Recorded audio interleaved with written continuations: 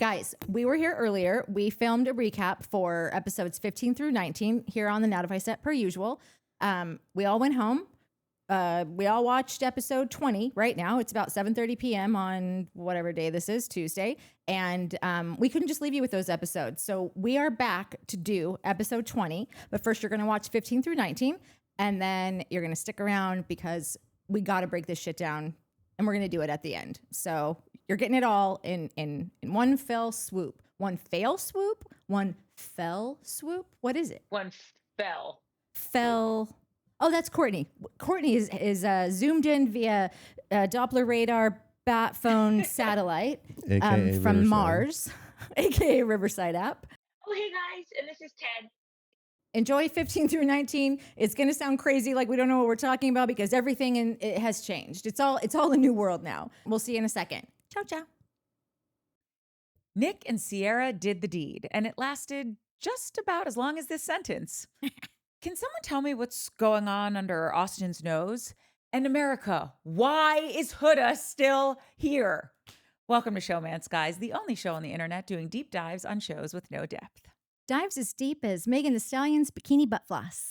I loved her. Yeah, Dude. she was great. I don't understand. Does she come on every season? No, but she should. She needs to. was She needs so to come good. on every season of every TV show ever made. Ever made. I was thinking after Let's put her on The Diplomat. Is that yeah. still on? I don't know. They should bring Sopranos. it back if not and put her on it.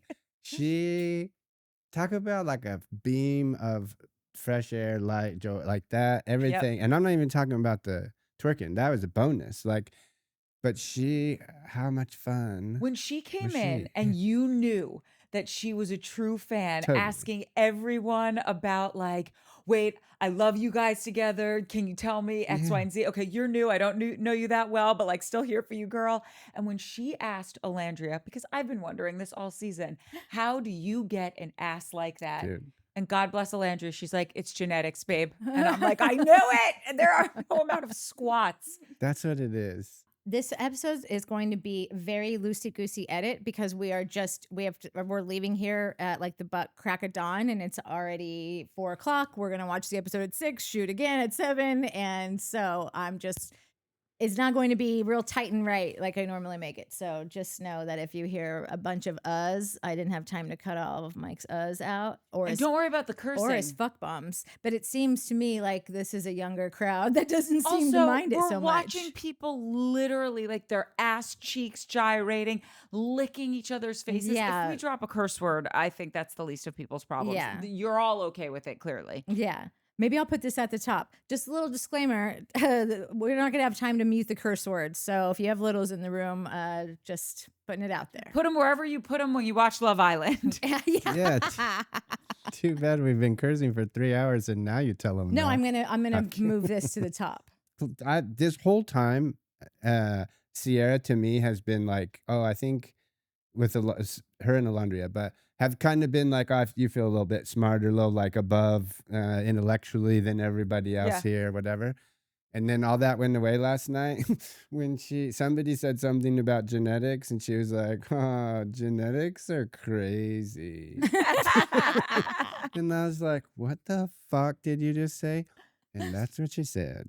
Genetics are crazy. But yeah. When you said the thing, Megan said the thing to Huda that Mike said about Huda on like minute 1, I think, which I didn't say it on here, but I did say it. Oh, you didn't? I don't know if I did. What did she say? I don't remember. She said something. Go ahead. I said like early on, I was like, Huda needs a dude that is like, are you done? Are you fucking done? Cool. Sit the fuck down, shut up, and listen to what I'm saying. Like, not that mean, maybe, but maybe like, that's why you didn't say it on the show. He didn't mean that. Yeah, no, not shut up. I didn't say that. But I feel like Huda needs just somebody who's gonna let her run for a minute, but then be like, okay, we're done. Let's wrap this up. Call her on her stuff. Call her, and then just kind of put his foot down and take charge, and like, whether you think this is sexist or what up. Kind of be the man in the group of like, or in the relationship and take charge of her. I know that's cringing so many people No, out, but but you whatever. didn't say it like that when you said it to me. You said something like she is the type that she's pushing for that. Like she's gonna push you until because she's looking for you to be like, it's time for you to sit down. Yeah. You know, and But she'll be like, fine. Yeah. And Honestly, she, relationships, I see relationships like that all the time. And Yeah. it's not like a male female thing. Yeah. There are sometimes in relationships, it doesn't matter, same sex, No, I say that all the hetero time. relationships where like they just want someone to be like, okay, you're watching me. I'll get back in d- check. totally. Yeah, no, it's totally. an alpha and a beta. Yeah. Like not even for a whole relationship, but in certain ways, like Yeah. in certain areas of your relationship. Some people are just kind of looking for that, like A partner, a teammate, Yeah. like, you Yeah. know, somebody, Yeah. like you said, somebody, we're both looking out for each other. Yeah. You know, whatever. But anyways, that kind of just that I think that's what I thought that's what Huda's looking for. And after Megan Thee Stallion went through everybody and was like, oh, and then she was like, Huda. Okay, and she's like, you need somebody to just be like, and put you down. And Huda was like, yeah, totally. Do you wanna be that I person, felt- Megan? Yeah, exactly. Right. I felt a little validated. Wait, guys, you know how, or I don't know if you know this, but you know how you can rent out like the Big Brother house with your friends and do Big did. Brother for like a weekend or whatever? Nobody Did knew not know that. that. I'm pretty sure that well, maybe this isn't an option for everyone. Maybe it's just a certain slice of the 1% where the rich keep getting richer. I think it would be so cool if you could do that with the Love Island house Yeah. and like take, oh my God, Mike Yeah, is just me coming in his too. pants right I now. mean, Could you Yeah. imagine Listen. like all of your friends are taking them? You don't have to do the challenges, obviously, but like you're just going to live on the Love Island set for like, you're in Fiji, maybe you go to some like 5-star hotel, but then like just started off there just getting hammered like a summer camp Yeah. vibe with your best friends. dude, that's one of the, I was like, this show, and so I'm not horse shaming at all. I'm just using it because it's funny. And this is horse summer camp. It's the best ever. It's just horse summer camp. Like, again, It's Casa Amor. Casa Amor. And I'm here, like, because I love it. But like, that's the vibe I finally got was like, oh, this is just summer camp for fucking, you know? Like, Wait, someone that's all made- this is. This is great. Someone made a comment that Natalie read, and I wish I could remember who this was. Maybe you can. They were like, I tended to not watch the US version because they're so much more conservative. It was Patrick Bro. Boren. Patrick Boren. Dude. Yeah. I I'm gotta almost tell you. embarrassed to watch the other one now. I know. It shit. really made me go, oh God, I'm new to this place. What goes on in the other countries? I'm sorry. I think they're equal. I've watched them both. Yeah. But I want to know, Patrick, what do you remember that was maybe it Yeah. was the first few seasons on the US one that were more conservative? Because I do remember like their bathing suits were a little bit more conservative. It wasn't like the dental floss suits, but like now I think we're going toe to toe for horror, the horror award Yeah. with the UK. Nice. Let's start with Shelley and Ace. Okay, wait. I don't understand this show anymore. Okay. I just is this Love Island or is this Haters Island or is it like are you here to meet someone or are you just here to do the challenges and hook up with as many people as you can? Like I understand I'm new here, but I don't understand what we're all rooting for Okay. like to I happen. second that. I actually have this note, and I'm so bummed for you guys that you didn't see another season before this, if it's only for this note. By the time Casa Amor comes along, historically speaking, our couples have been further along.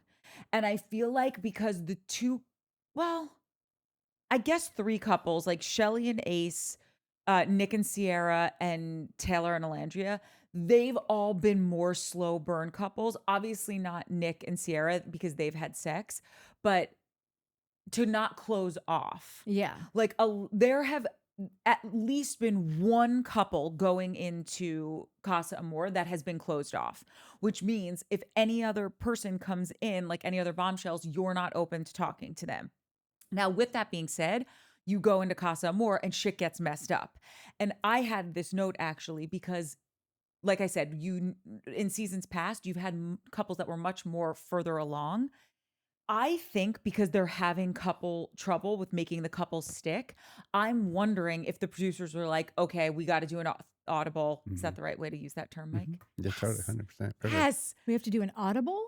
It's a sports term. Yeah. Look it up. To get you call a play and then you get out on the field and the defense or whatever is different or like set up to like we're fucked if we continue on with the play. So you call an audible, which is like everybody on your team knows like, hey, if I say Beaver 8-6 Beaver or whatever, that means we're changing the play that I just gave you Like on the spot. and we're doing this play now. And everybody's like, okay, cool. I That's feel an like audible. the beaver call would probably translate. I think that I think the producers were like, okay, we got to switch shit up because no one has closed off. So the fact that all of these new people from the villa and Casa Amor are all going to be coming back into the villa, that has never happened before. It has always been, like I was explaining to you guys last week, you show back up to the villa from Casa Amor, and if you want to come in with the dude that you met, then you get to come back in with the dude that you met. And then your guy is either single or he's staying with his person, but you guys don't know.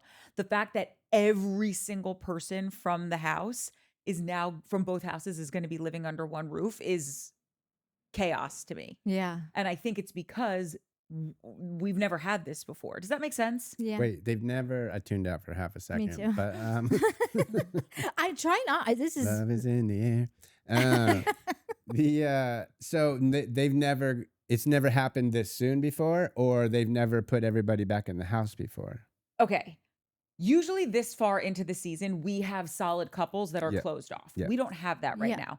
So now when they're doing Casa Amor, I'm wondering if they did this because we don't have people that are closed off. Good. And so they're going to put everyone, all the new chicks and all the new guys, we're all coming back to live under the Right. same roof. That has never happened before. So that's it. Yeah, that they've never brought everybody back before. Never. They always Casa more later, and then the show ends with two different casas. No. It's it's the villa Yeah. and Casa Amor. Right. And you get a chance to find a new partner. So like let's say you're not closed off, or let's say you are closed off, but all of a sudden you meet this person and it's different, and all of a sudden you start hooking up and blah blah blah. And so then when they're going to merge the houses, you have to choose. Am I going to stay loyal to the person I left the villa with, or am I going to take this new person that I've created a connection with in Casa Amor? And so when you come back into the So villa, they do always rejoin houses. yes, but 9 times out of 10, or maybe it's not 9 times out of 10, but a lot of times, let me give you an example. Yeah, I am so lost on this. I Yeah. feel dumb. Like Okay. That's right. I'm right with you. Let me give you an example. Sierra and Nick are together. Yeah. Okay. Let's say that they decided that they were closed off and then we got split into Casa Amor. Let's say during that time, Sierra's in Casa Amor pining away for Nick. She doesn't meet any guys. She doesn't like any guys. But then Nick in the villa meets a bombshell that he's like, holy shit, I like this girl. Classic I'm gonna Nick. classic Nick. seriously. I'm gonna hook up with her. When they go for everyone to re-meet, there's this like ceremony that happens where all the girls from Casa Amor come back over and they walk through this door, and they either walk through with one of the guys from Casa Amor or alone. Okay. And if they come back alone, it means they want to recouple. She wants to recouple it. with Nick. But if Nick's sitting there with his new chick, then Yeah. she's fucked. Okay. And her heart is broken. But if he's sitting there alone, then it's like, oh my God, you did love me. We passed this test. Yeah. But then on movie night, you get to see all the shit that Nick did with the other chick Okay. at Casa Amor. And Nick could Okay. come back, be single. I remember you explaining this earlier too, last episode or maybe the one before. But Nick could come back single, being like, "No, I want Sierra," and Sierra Comes sitting back with with a a dude. dude. She Oh, walks 'cause through the she'll- door with a got dude, it. and now he's brokenhearted. Got it. Because the girls are the ones re-entering the villa. So Yeah. they'll either walk in with a guy or walk in solo. But this time, the girls are walking in with all the guys, and the guys are walking in with all the new girls. Got it. And it's gonna going to a be hodgepodge orgy. chaos. Love that. And I wonder if it's because we don't have any. There's not one closed off couple going into Casa Right. Amor. That's unheard of. Little that based off the little that I know what you're explaining, I would assume that you're correct with that. Total audible, total like when you're out of mix, like spice it up now. That being said, I think our question is more because we just were talking about this last night. Is like, is this like we all understand there's been 50 something Bachelor franchises in the US alone, and 4 people have gotten married. So like, we get it. You're going to find a husband, but it's probably not going to work out for you. Yeah. But we understand that's the point of it, Yeah. right? Bachelor in Paradise. The point is to find a partner and have a little fun, right? Yeah. Like it's a little, whatever, Whore Island. Is this? We thought that was Whore Island. Yeah, No, totally. that is Love Island Baptist said. camp. I was just gonna say that's Hold church my Mai camp. Tai. I got Yeah. something to show you. That's church camp with bleachers. So like, is this Whore Island? Is this like, are people really, is this a I'm really truly trying to find a partner, or is this a game show and maybe I'll find a partner? Like, again, I know I said like, oh, there's been 6 marriages and 15 people, so it seems like it works for people, but is that I will like, say we don't this. understand that part yet? Okay. I think, yes, historically speaking, if you just let the work speak for itself, we've had more couples, more people getting married. There are Love Island babies. Okay. So just saying. So it is more successful that people have found love. So I do think people are going in there with the intention of, I want to meet someone. With that being said, since it has come to America and everything here, we need to turn, oh, this is good. Let's do a spinoff of this. Let's do Love Yeah. Island games. Let's do Love Island, champs or whatever. So because all of that is happening now, I think that, this sounds so corny, I think that erodes the nature No, that makes of, so much sense. because there are things like Love Island games or like, when they do Top Chef, like best of, Yeah. I feel like they're doing that now with Ugh. Love Island. So This is so annoying because so many of these kids are already like influencers or TikTok stars or whatever. yeah, And like, we can get over that. Like, we aren't fucking old boomers that are just complain about that forever. Like, we get it. Speak for like, yourself. you know what I'm saying though? It sucks, but like, we understand how things have changed in TV. And like, so like, okay, fine. Like, here we are in this century. We get it. Fine, whatever. But now to think about how now there's just spinoff after spinoff after spinoff. Like, why would you want to get with someone and when like ruin you're your just looking for those chances. season Well, 2 teeth? okay. You I know? will say this: you want to get with, if you're looking at it just from like a pure, like, Monetary standpoint. thank you. I'm like, not monastic, monetary point of view. The people who win the show, if you guys do stay together, you build something better that way. Like all of the favorites, I was telling you about Molly May and her guy from the UK version. I mean, this girl has turned into the Kim Kardashian of the UK. She has a clothing brand. He's like a boxer or an MMA guy. I mean, she just got her own reality TV show because they're invested. They have a kid. Yeah. They're invested as to who these people are as a couple. They Yeah. want them to stay together. So it's in your best interest and your business manager's best interest for you guys to stay together. Right. But if you can't do that, then yeah, you're going to be there to play the game. It almost seems though like it's not really so much about staying together. It's about picking someone that you think that, like, I personally think that Ace has gone after Shelley because I think that he knows that Shelley is the angel of the show. And so she's going to carry him halfway at least, to like, it's just going to make it that much easier. But like, you don't have to like find your, I don't know if people are necessarily looking to get married. I think that they're looking to find the person that's going to get them to the end. And then, oh, it didn't work out. No bad feelings, much love, blah, blah, blah, all the things, so much respect, wish them well. And then, so here I am single again. And now you're ready for game day for the spinoff or for the All-Stars or whatever. If Ace stays with Shelley, Yeah. it's worth more than just to continuously do these spinoffs, I think, seeing how the couples have succeeded. Oh, right. But I'm just saying that like either way, like, so you are looking to pair up, but you're looking to pair up with hopefully just someone that I just think everyone's in it for, like, everyone probably decides like what their end game is, whether it is to get married, whether it is to get the money and that immediate, whether it is to have longevity on the franchise. And I think that everybody just is now kind of strategizing because of all the different options, what could be, best for them. Listen, if it makes you feel any better, I think because we live in a time where social media has taken over the world, Yeah. we've had this conversation before that like there is still a cachet to being on a network show, even if you personally have more followers than like weekly views for the show. Yeah. It's doing something or you wouldn't be on the show, right? I think that everyone goes into being on a reality TV show, whether it's The Housewives or a show to find love, where it's like, yes, I hope I meet someone. I genuinely would like to meet someone. Yeah. Do I think that that's a needle in a haystack kind of journey? Yeah, because it is in regular life anyway. So why would it be any different here? So I'm going into it with pure intentions, but I also know it's definitely going to help my business. Yeah. I think everyone does that and has been doing it for the last decade. Yeah.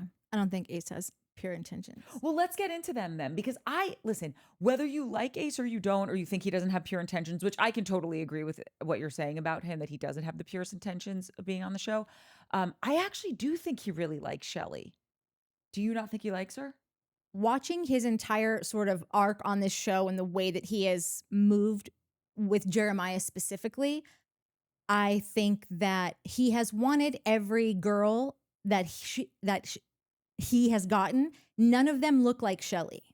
Like they're not like, I think that he actually wants someone. I don't know. Shelley doesn't fit the type that I'm seeing. I think that he has reacted off of Jeremiah because Jeremiah can get anyone that this little schmuck would love to get with 7 ways till Sunday, like is dying to get with all those chicks, but can't because he's 2 feet tall and like Jeremiah is Jeremiah. So it's really hard for me to, I have watched his inners just almost come out of his ears watching Jeremiah pull these girls, and they're nothing like Shelley. So I can't separate the two. Okay, Like, can I ask you a question though yeah. about it? Because one thing I've noticed, this is the reason why I think he actually does like her, is because with every other chick, even though he's been interested in them, being like, oh, we had such good conversation and, you're physically my type or whatever it is, he's not physically connecting with them. Like in a challenge, yeah, like in this last challenge, when he's really grabbing that girl's ass and really hooking up with them, sure. But outside of a challenge, he hasn't been cuddly in bed with anyone. He hasn't been kissing anyone. The only person that he has made the move to kiss or to touch or be physically affectionate with is Shelley. Yeah. So what do you think about that? Like, I think that Ace is just someone who has been working in some type of media for so long that he knows what people are drawn to, what America or the world, that globally, whatever as a whole, like what gets the likes, what gets the clicks, what the comments, how they're responding to whoever. Like I just think you don't work as long as he has in that medium and like not picked up a few things. And it just seems to me that he knows that this is the type of girl that everybody is rooting for. Now, I think Alandria is going to give Shelley a run for her money in that respect. I personally think that Alandria is America's favorite. Yeah. I mean, they're both amazing. Yeah. Right now, to me, they're like neck and neck. And Sierra, I really love Sierra also. I think she's I do too, but Alandria is like, she's I don't killing think all at these this girls. point. She's I don't perfect. think she's. I don't even think it's neck and neck. No, anymore. I don't either. I think Alandria took the lead. Listen, she's always been my number one, but like, I think she took the lead in the last couple episodes. Yeah. For sure. Yeah. And I also think that people are starting every week to get a better, like they're clocking Ace more and more every week. There's some little whisper, there's some comment, there's some look, there's just like some like look of like, that's coming out of him. This little guy is so mad that like, I just think that people are catching on to that. And I think that like Shelley is almost losing her luster because she's paired up with someone that people are like, you like this little brat? Okay. I think that she doesn't even realize it. No, I right don't think now. she does either. No. I definitely had, I was thinking that while watching this, I was like, and that's probably why I just said what I said, but I didn't even realize it. That Alandria is like becoming America's number one. I don't even think it's close anymore, or not close, but I don't think it's neck and neck anymore. But I think it's like the whole thing we always say is like, you can meet a douchebag, but if his girlfriend's really cool, then you kind of second guess how douchey is this guy. Totally. Like happens with me all the time. God, that happens in the opposite way too. One more thing. that women just can't catch a break on. Yeah. Like, I never Totally. even thought of that one before. Like, Yeah. a woman can totally increase a dude's stock, but a dude can totally deflate a woman's stock. And by the Even though way, she's just as great as she ever was. Like, like nothing's that's changed. insanity. wait, I'm also having like a Me moment too. of like, if the dude is really great and the chick sucks, we never think like that makes her look good. We're Nope. like, what's wrong with him? Yeah, what did What- Tom do? Or Oh, no, we he don't even just- say what it's. she must be good you in guys, bed. It's worse. We go, how nice of him. Oh no, I don't That's think that. I so don't think that. I great. think she must be good in bed. Yeah, or I'm like, something oh, like she that. must- Like, yeah. yes. I I'm think with that she must. I think It's she must have never some what- it's never personality. The that. woman's never winning is the No. point. Yeah, Totally. I God think she damn must it. have some Mm. personality that like I don't see, or I think like he really sees something in her that's so nice of him to like give her Yeah. a break and look past what everyone else is seeing. Like Wow. either She- way, it's she lets all him- a lose lose lose. For You're a the lady. woman. Yeah. So yeah, I think my thoughts on Shelly are I still love Shelly, obviously. Yeah, but like, totally. but I am like, you be careful, dude. This, that. Now, with that being said, fuck, dude, I don't know what to do about Ace. I honestly, and you guys can come for me, whatever. Come for him.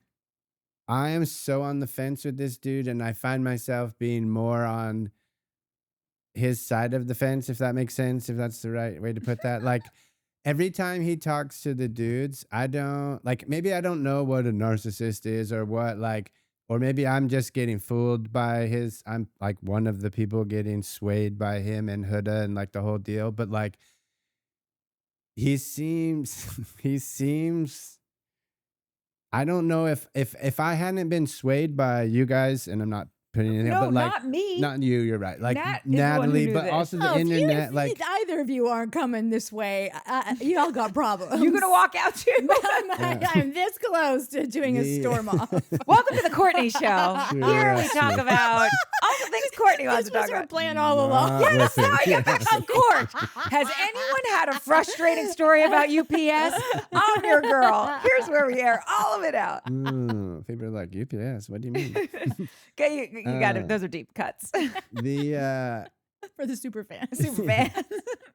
like I feel like I'm being influenced to not like By him. me? Not by you, by a bunch of people. No, Like by a a bunch lot of of people people in the don't like him. comments, too. And in the comments, in our comments, and other people's comment, like they think he's a narcissist. They think he's manipulative. They think he's up to scheming and not. So like, this is gonna sound like, oh, dude, you're crazy. And listen, that's a little bit true. But I'm with you on the like, he's here to play a game, right? Like I do believe that.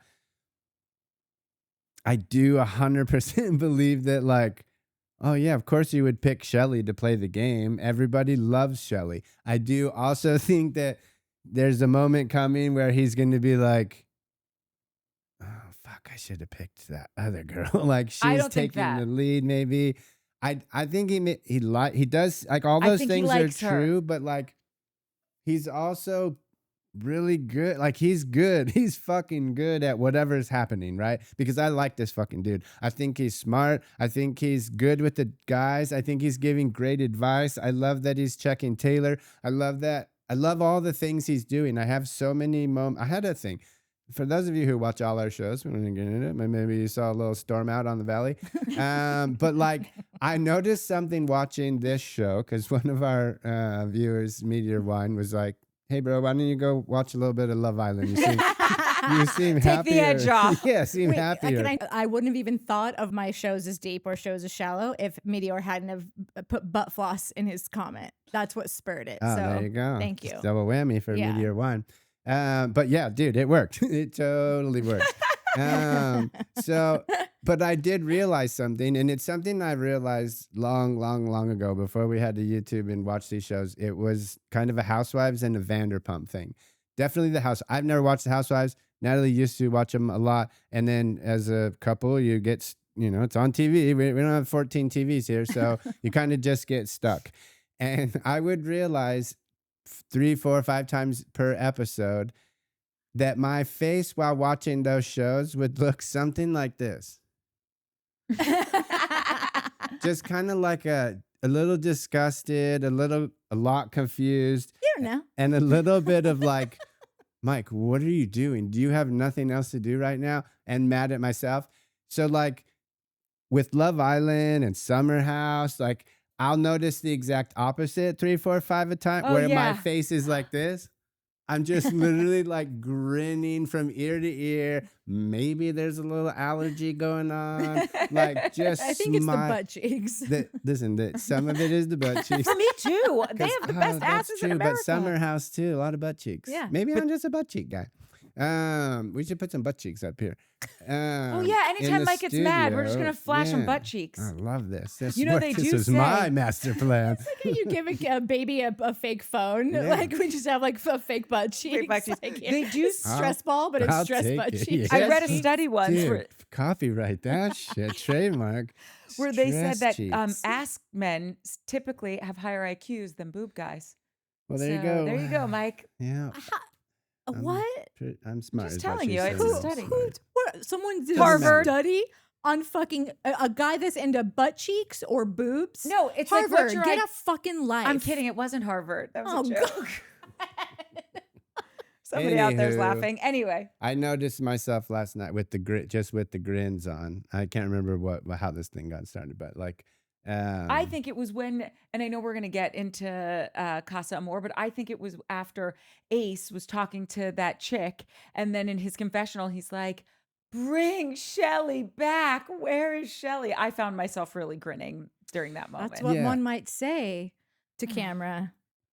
listen. So like that's my thing. Is like I'm so conflicted about this dude because I find myself really enjoying him and really listening to him and really like hearing his advice with the guys and the girls, Huda, whatever, like, and being like, oh fuck, that's legit stuff. And then hearing the voices of the evils being like, no, it's this, that, and that. And now I'm looking for that. And sometimes I'm like, oh wait, maybe. And then you say stuff where I'm like, yeah, no, that's tracks. And then he's playing the game and he's picked Shelly because he kind of came in, was tracked. Everyone was like, she's going to be the winner. I'm going to go get that. Like, that makes sense to me. So now I'm like, wait a minute, you're being sneaky. And then he'll go say some shit. And I'm like, are you being a sneaky? Are you being like, is that genuine? And you're just playing the game? Because honestly, I don't fucking hate that. Like, I'm not going to hate on a dude for playing a game show. Like,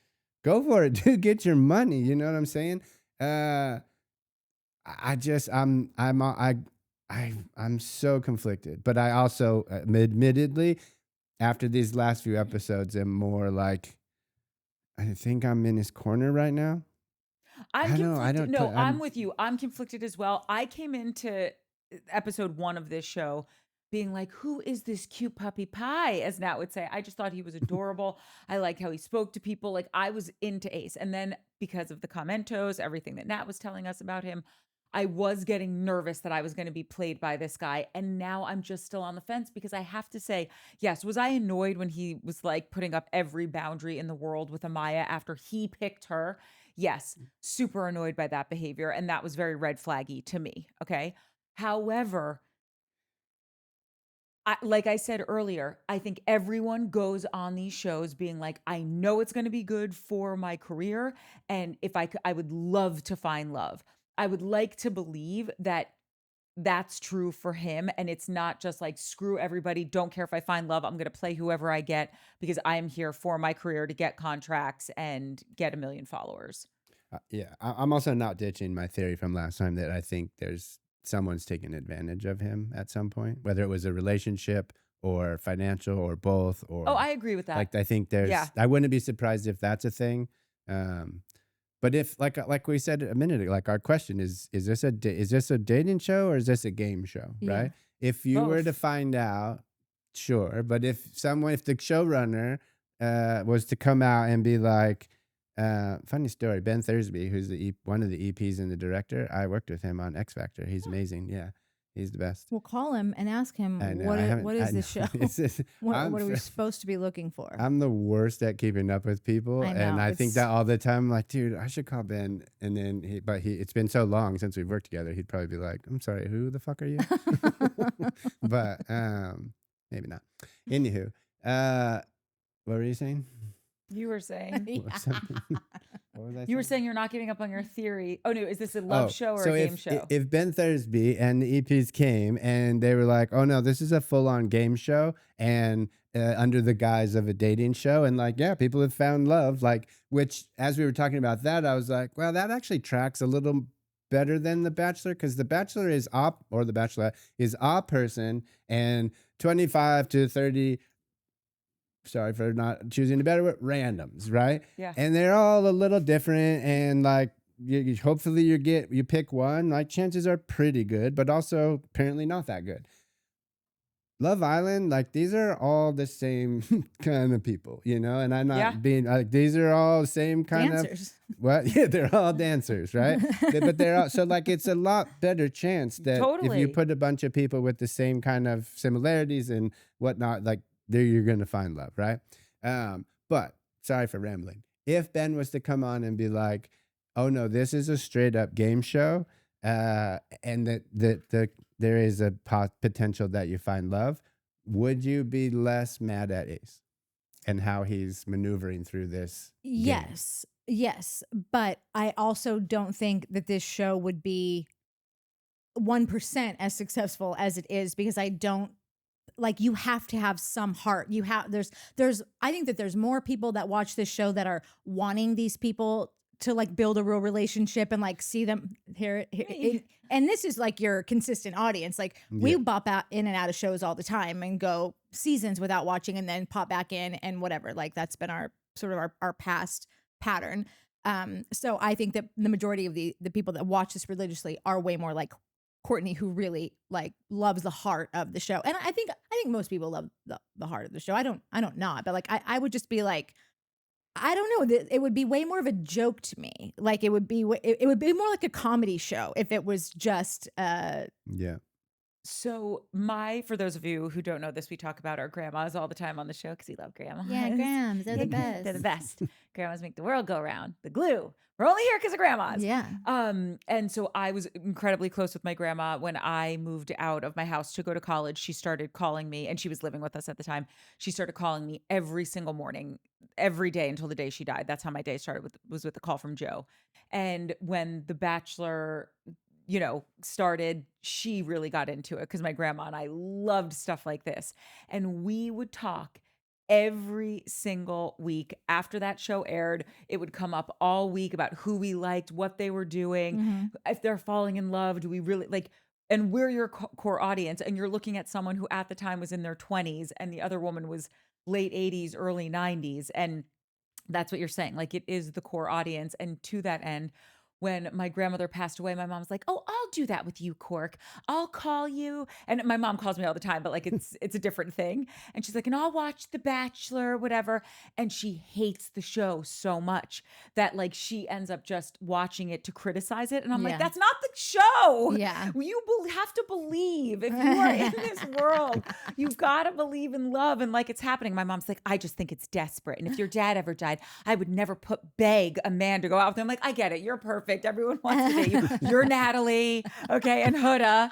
By the way, if we can get into Huda, I was like, oh, this is where Nat started putting the pieces together because she's just talking to the guy, TJ, and she's just like, I'm just used to guys who are obsessed with me. And that's... I think I said that from the jump.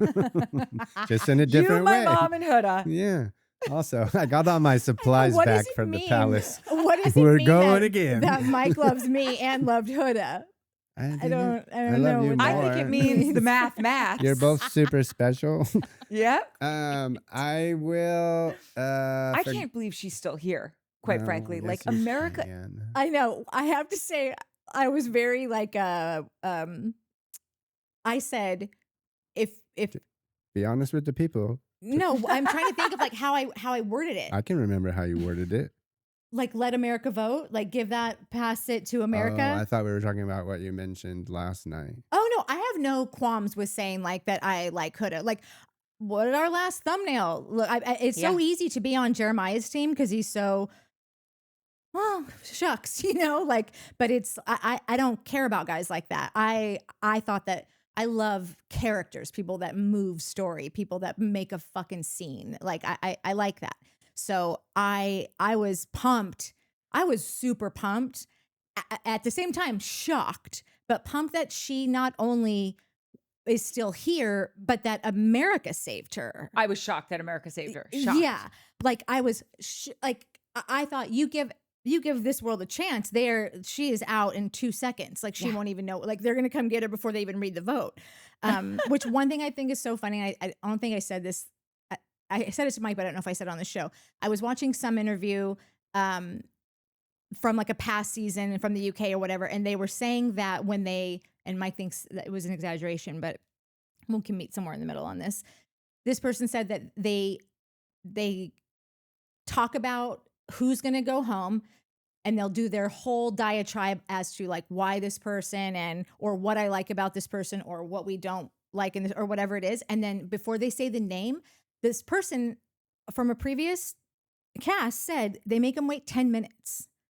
That there's 10 minutes between the person is, and then the name, because it builds all of this like just anxious emotion and all the looks on everyone's faces. Oh, I and believe everyone. that completely. But like, can you imagine? First of all, it would take. He was like, I think that would take too long to do that for every single person. Like it's probably 2 or 3 minutes Even because that's the that thing. would Like it's feel not like like an we hour do to that, me, but you that's know? what I mean. So that's I Yeah. didn't mean it was. I think like a contestant would be like, bro, they fucking got me up there for 10 minutes every time we're doing a Yeah. fucking. It's not 10 minutes. It's 2.5 to 3 minutes. It feels like 10 minutes because it's hot and you're whatever. And but 10 minutes every 2 to.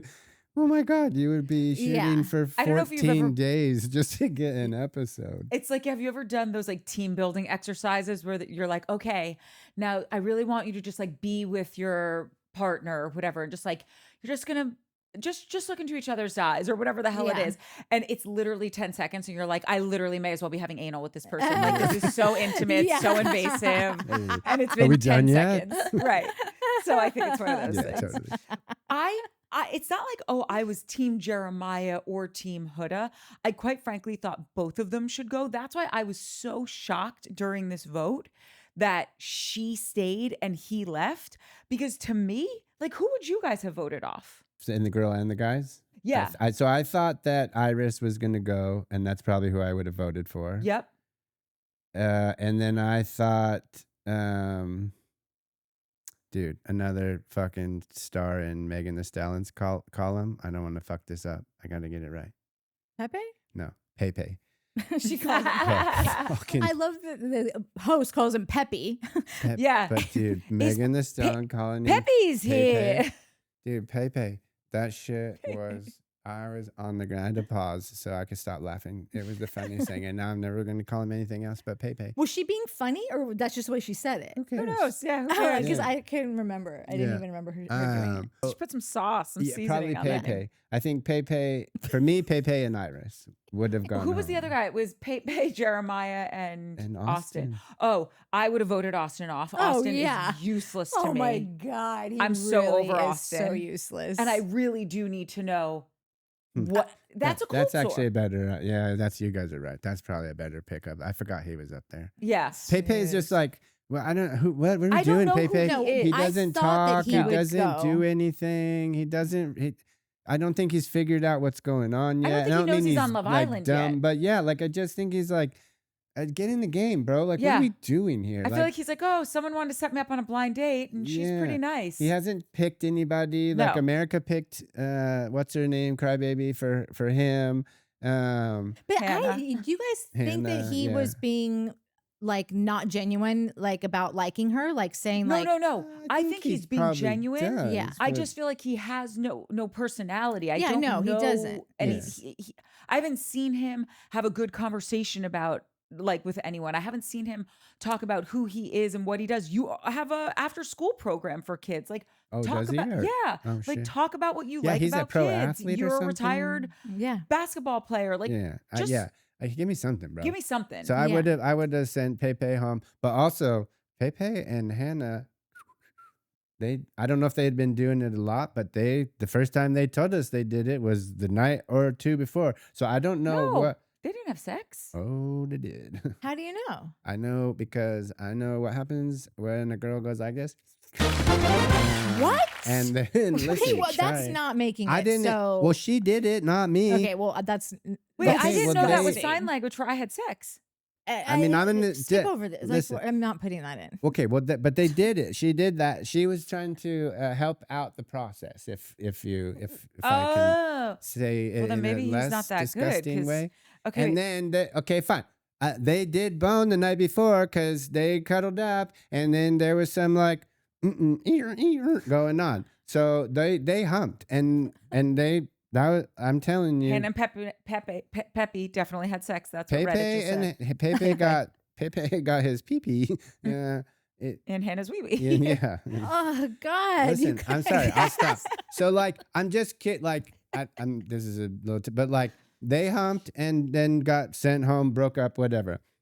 Huda and Jeremiah humped, and the next day they're not together. Nick and fucking, which we'll get to in a minute. I'm jumping ahead, but Nick and Sierra hump, and now Nick's like, I'm like, so there's something with the hump. Which, and I will also say this, I do think, if memory serves correctly, that there are more people having sex sooner this season than in seasons past. Yeah, I don't mind the humping, but like, No, I don't either. bail I'm just on your saying- girl the next day. I think it might That's fucked be up. adding into like what's happening, as you're saying, like why America's voting certain people off. I would have fully voted Huda off, and even though Pepe isn't interesting to me, I would have voted Austin off because I'm just so sick and tired of Yeah. him. Like the shit that he's been pulling with Amaya. Listen, Amaya, I don't dislike her. I think Shannon Fall was like Amaya Papaya, or maybe it was Sarah McBride. She was like Amaya Papaya. I Yeah. love her. She is a cute little Amaya Papaya. I have nothing against her. I think she's kind of all over the place, just trying to make fetch happen. And the fact that she is so No one's trying to make fetch happen more than Courtney Abiad. really You're just keeping it alive. make fetch happen. Yeah. I think it's such a great term. Make fetch happen. Vote in our polls. Joe, what do you think? Is this? I think anyway. It doesn't matter. We're talking about Love Island. Anyway, like Austin just did this typical guy thing that drives me crazy. If a girl is too much for you and she actually brings it to your Yeah. attention saying, does this bother you? Yeah. Fucking man up and just be like, you know what? It is a lot for me. We've only been coupled up for 2 days. I don't really feel like I really know you that well. I want to get to know you, but she gave you the out, dude. Take it. It's you're such a Listen, weenie. Yeah, he's I'm gonna useless. I'm gonna try to step into Austin's shoes for a second, because you're not 100% wrong, but I also Into his like pool skimmer. yeah, into his flip flops, because you're not totally wrong, and especially like I'm getting now to the point where I've watched enough Next Gen and I've watched enough of this show that I'm like. These young 20 kids are saving the world. They give me hope. And if you're not acting dead straight, then I'm fucking coming for you now. So there's a part of me that thinks like, yes, Austin is having these feelings for about Amaya, right? And like Amaya, I've 180'd. I think she's amazing, but like she's a lot, you definitely need a little time out from Amaya. She gave him an out, but this has already happened to her 7 days ago. Like Ace kind of shit on her and said, don't call me babe. You're too much. It's too much. And now like, so clearly that's an issue because it's now happening with Austin. But to me, Austin seems like the type of dude that would clock that and be like, I don't know if I should say that to her. I need to find another way to put this or get out of like, that's going to hurt her feel like she's already, like, But he could have. but I don't think he's done it yet. Like, I don't think he could have said, yes, it's too much. But I think that's what I'm saying. Like, I think Austin, obviously he knew that because he talks to the boys about it. But I think he also knew if he says that to her, it's the second time in a matter of a week that someone has told her she's too much. Whereas Ace might not give a shit or is playing the game or whatever, being manipulative or just too honest. You can be a little too honest, kid, sometimes. So whereas Austin, I think, is probably going to hold back if he thinks my honesty is going to hurt your feelings. Yeah, but see, then you're going to hurt her feelings even more in the long run. Maybe. It's never what you're saying. It's always how you say it. So he could have said to her, like, listen, I'm so happy we got coupled up. I think you are a rad chick. but I just think we're putting the pedal to the metal a little too quickly, and I would Yeah. love to just tone it back a little bit. And because we are still open to talking to other people, and we did just get paired up a day ago. He could have said it that way, and then he would have been in the clear. But for him to be talking so much smack about her, and then her come over and Yeah. literally say, "Does this bother you?" And he's like, "No, it's fine. I'm gonna go skim the pool." Yeah, I don't know. I mean, I don't know if he was talking. I Not wouldn't say smack. talking He smack. wasn't talking smack, He was you're right. expressing his feelings. Very clearly. Yeah, but don't like. Is it? You're not. Have you ever liked Austin? Have you ever been an Austin fan? I don't think any of us have been big Austin No, fans. no, like, no. he I was think like- it's just like we're here from because he's kooky, but like Yeah. we're not like standing him. I don't know. You I just think he I'm was right in the being- middle of yeah. the both of you because I think that he is very sweet. I think that I've never liked him because he was kooky. I liked him because he was the nicest guy on the show Yeah. and like just so cool with everyone and just like love and good energy, you know? The thing that he does though is he really enjoys talking about, oh God, like that. He's very passive. But he doesn't have he's not. It's got to come out somewhere. So he tells his bros, he tells the confessionals, he tells like how often do we hear him go, I'm just not loving this triangle I'm in. I gotta tell you. But Yep. then like the second Shelly would come around, he'd be like, no, girl, I think it's great. I love what you're doing here and whatever. But then like, so it's like, I don't know if he just enjoys whining about stuff. Like it's just kind of part of his personality. Or he really has a hard time with being direct. And like, I understand that, think like it's that. doesn't feel like good about it and just doesn't want to hurt anyone's feelings. So that's why I'm saying, I think it is really lovely of him to have it possibly be coming from. I am not going to say the thing to her that like we watch this other asshole say to her, because I think that Austin kind of sees.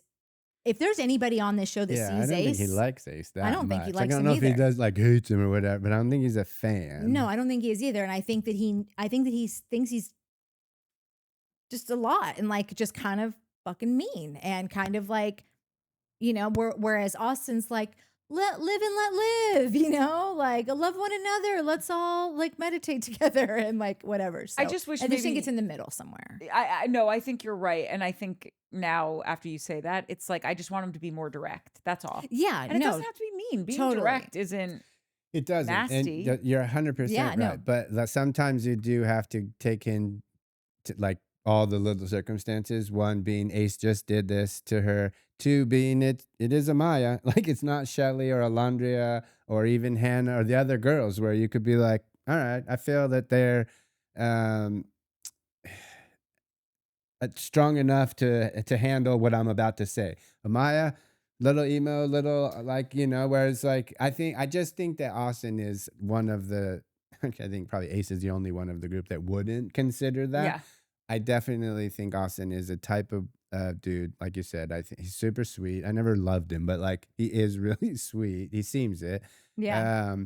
And even I clock his complaining a little different. Like I think you can kind of be bummed you're in this love Yeah. triangle, but also like really like the girl, but also want her to explore and get what she wants out of this, you know, like, but also in private be like, fuck, dude, I kind of wanted to pick me, but to be really honest, I don't know if I do. Like, I'm not sure if like he just, like I said, sometimes it comes across as being too honest. Like, okay, there's too much information. I also think he just, to what Nat was saying, and I agree with what both of you guys are saying, but I just thought the point of like, he puts himself in the position of not victim. I don't mean it so dramatically, Yeah. but like, oh, I'm so tired of being in this triangle. It's like, so walk your way out of it Yeah. and make it a fucking straight line for them. Like there's a million other people here you could talk to. There's new bombshells coming in. Like, or you don't have to be here. You could remove yourself. But he actively just was like, well, whatever the tide brings in. Yeah. And then with Amaya, I think it's like he does something similar where it's just like, I think he's a better passenger in life than he is driver. Yeah. And maybe because I'm such a driver, that behavior just bothers me a little bit. And I yeah, also no, it see, does too. I feel like you're never doing a service to anyone by not just giving them, again, it's how you say it. You don't have to be like, I'm just going to say, like, I'm going to echo what 8 said. You're annoying as fuck, Amaya, and don't touch me. Yeah. Because she's not annoying as fuck. She's a sweet Yeah. girl who just wants to. I think Amaya is really there to fall in love. No, I do too. She's exuding just love and sunshine. And like, so I could see how it would be hard to say to her, pump the brakes. Like, she could, in like, with all due respect. you know? Totally. He could just make a best friend out of Amaya. Yeah. And then it's like, whatever. It You know doesn't what's so- matter. you That's know probably what? also a really quick another problem for, and I'm just guessing, but like probably the problem for Amaya is, oh cool, another guy best friend, another dude that wants to be my best friend, another dude that says I'm so great but too much, like what the fuck, when is someone gonna come along and be like, oh, you crazy little thing, I'm into you, Spicy Yeah, salami. and just I like not you. get bored of it ever, or not even bored, but like Loves it. overwhelmed with it. Yeah. That's, I think, I'm just realizing in this moment that there is literally no reason why they shouldn't work. They're kind of perfect for each other. Agreed. So what the fuck, Austin? Like, what's the deal? What kind of girl are you even looking for? I don't think I So, know now, because yeah. I would think she would be. So that's where I'm Perfect. at with Austin in regards to, and we're probably just jumping around right now, but whatever. I'm not even sure what couple we're on. But fuck it. We're on Austin and Amaya. Oh, perfect. The where I'm at with Austin right now is like, I think he's also here to if for real, like to find love, to find a partner. But no one, like Shelly clicked, but because like at first glance, yeah, Shelly, like everyone's going for Shelly. Like nobody says a word, everyone's quiet, nothing. Shelly, please.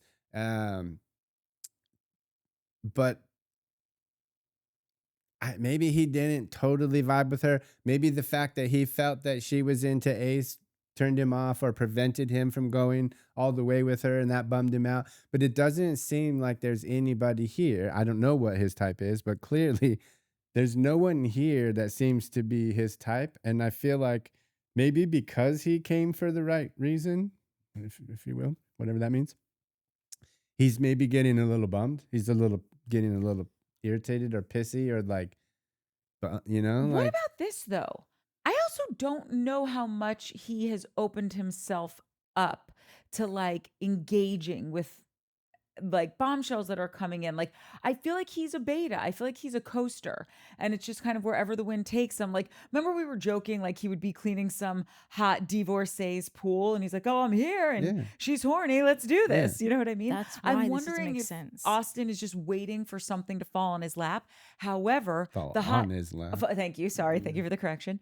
But that gets to your point with him. I think he likes the non-committal nature of like, oh, I just hooked up with some 8-year-old divorcee at her house, but like she doesn't really want to be with me. I'll go by late night. We'll hook up, whatever it is. Like, I don't know if he knows when someone shows up being like, I'm here and I'm queer for you. Let's do this, Austin. I love everything about you. First, let's start with your nose. Some people might think it's weird. I think it's adorable. Yeah. Also, those abs are fantastic. Your tattoos, they're weird, but I like them. Like, that's Amaya, not taking a breath 100 miles a Yeah. minute, being like, I really like you. And I think that's off-putting to him. But she also, if I can flip it, right? Like, oh, maybe Austin was being sincere and considerate to her feelings. Because this just happened to her. This just happened to Ace. So, like, literally, the guy she was with before sent her packing, not in a nice way, because she's too much. She's right. So, like, and now she's here doing it again. I think that I can't remember what. I'm forgetting my points so much. I even took some energy gummies too, and they're not working. I'm energized, but I can't remember. Oh, What I was God. gonna say. This is Mike energized. Yeah, And I was just thinking how tired I was. I got some more if you If only want. I could give you some of They're mine. I got them Maya's. for bike ride, for like long bike rides or whatever. And this morning I was like, I maybe should eat a couple of those. And Did you forget what you were going to say? I did. It happens all the time. It happens to the best of us. It's old age. I need those ginkgo bilobas. I can't remember. Whatever. Just keep Okay, it moving, Courtney. Great. Okay, Keep it then moving. let's move on to our favorite couple, America's favorite couple, Alandria and Taylor. Okay. Just when you think you couldn't love these two kids anymore, Dude. this fucking kid starts talking about his goddamn grandfather's fruit trees and fruit bushes and the apricots. And all of a sudden, I'm like, I need to move to wherever Taylor lives and eat the fruit and be a farmer. And I just, when he said his favorite fruit was an apricot, maybe because my grandfather's favorite fruit was an apricot, and that's why I love apricots, and they're also amazing. And Taylor, if you're watching them, get a dehydrator and dehydrate them because they're next level. I'm sorry. Also, get your hands on some kiwis, bro. I just died. My heart melted. And then he kissed her, and like you see when he like kisses her and she gets like her little smile, and Yeah. I just love them. If he fucks this up No, in you know he's somebody. It's going to. It has to. Like, it has. I can't. It's too good to be true. But somebody did. I can't remember who it was. If it was, maybe it was Christina. I can't remember. But anyone was and maybe it was you. Like, it was somebody that was describing like, oh, it's your classic love story. Boy meets girl, boy and girl fall in love, something happens, boy and girl separate, boy and girl realize they actually love each other, but they do something and they get back together and happy ending, right? So I'm waiting for Taylor. I'm assuming it's going to be Taylor I'm waiting for that second half of the Act 2 conflict to come kicking in any second here. there are some couples who leave Casa Amor unscathed. Not a lot, Yeah. but there are some guys and girls who are perfect angels. They don't fuck with another person. They say, I'm closed off, or I met someone and I really like them. So Taylor 100%. could be that person.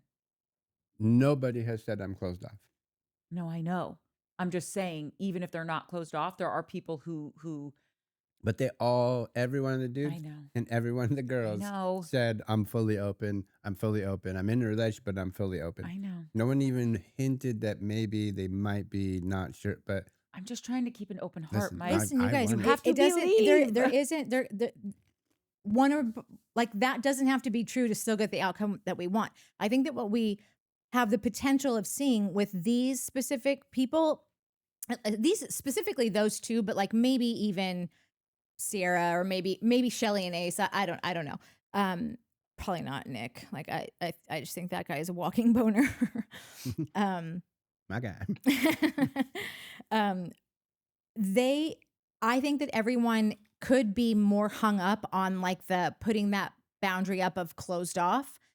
I think that those two especially have never taken anything personally that the other one has done. They've been so just like, no, that's the challenges or that's what we're all here doing or whatever. But like it has seemed to have, and this, I couldn't do this if my life depended on it. So like, I don't expect everyone to do this, but it is an anomaly to me and an inspiration to see people just go, no, like I'm living completely independently and following my every kind of whim that I want.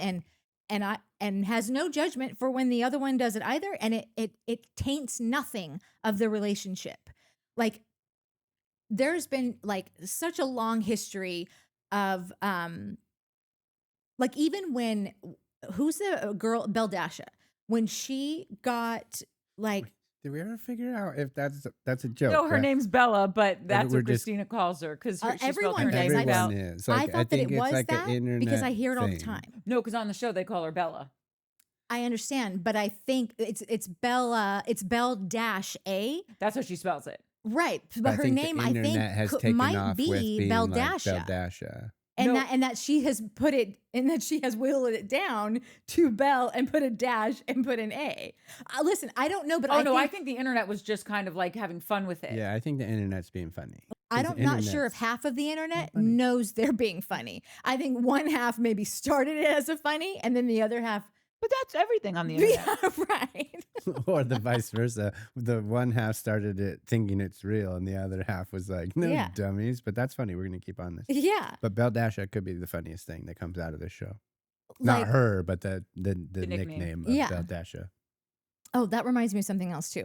Great. But the way that when she, I was just talking about just like a history that women have had to deal with and still do.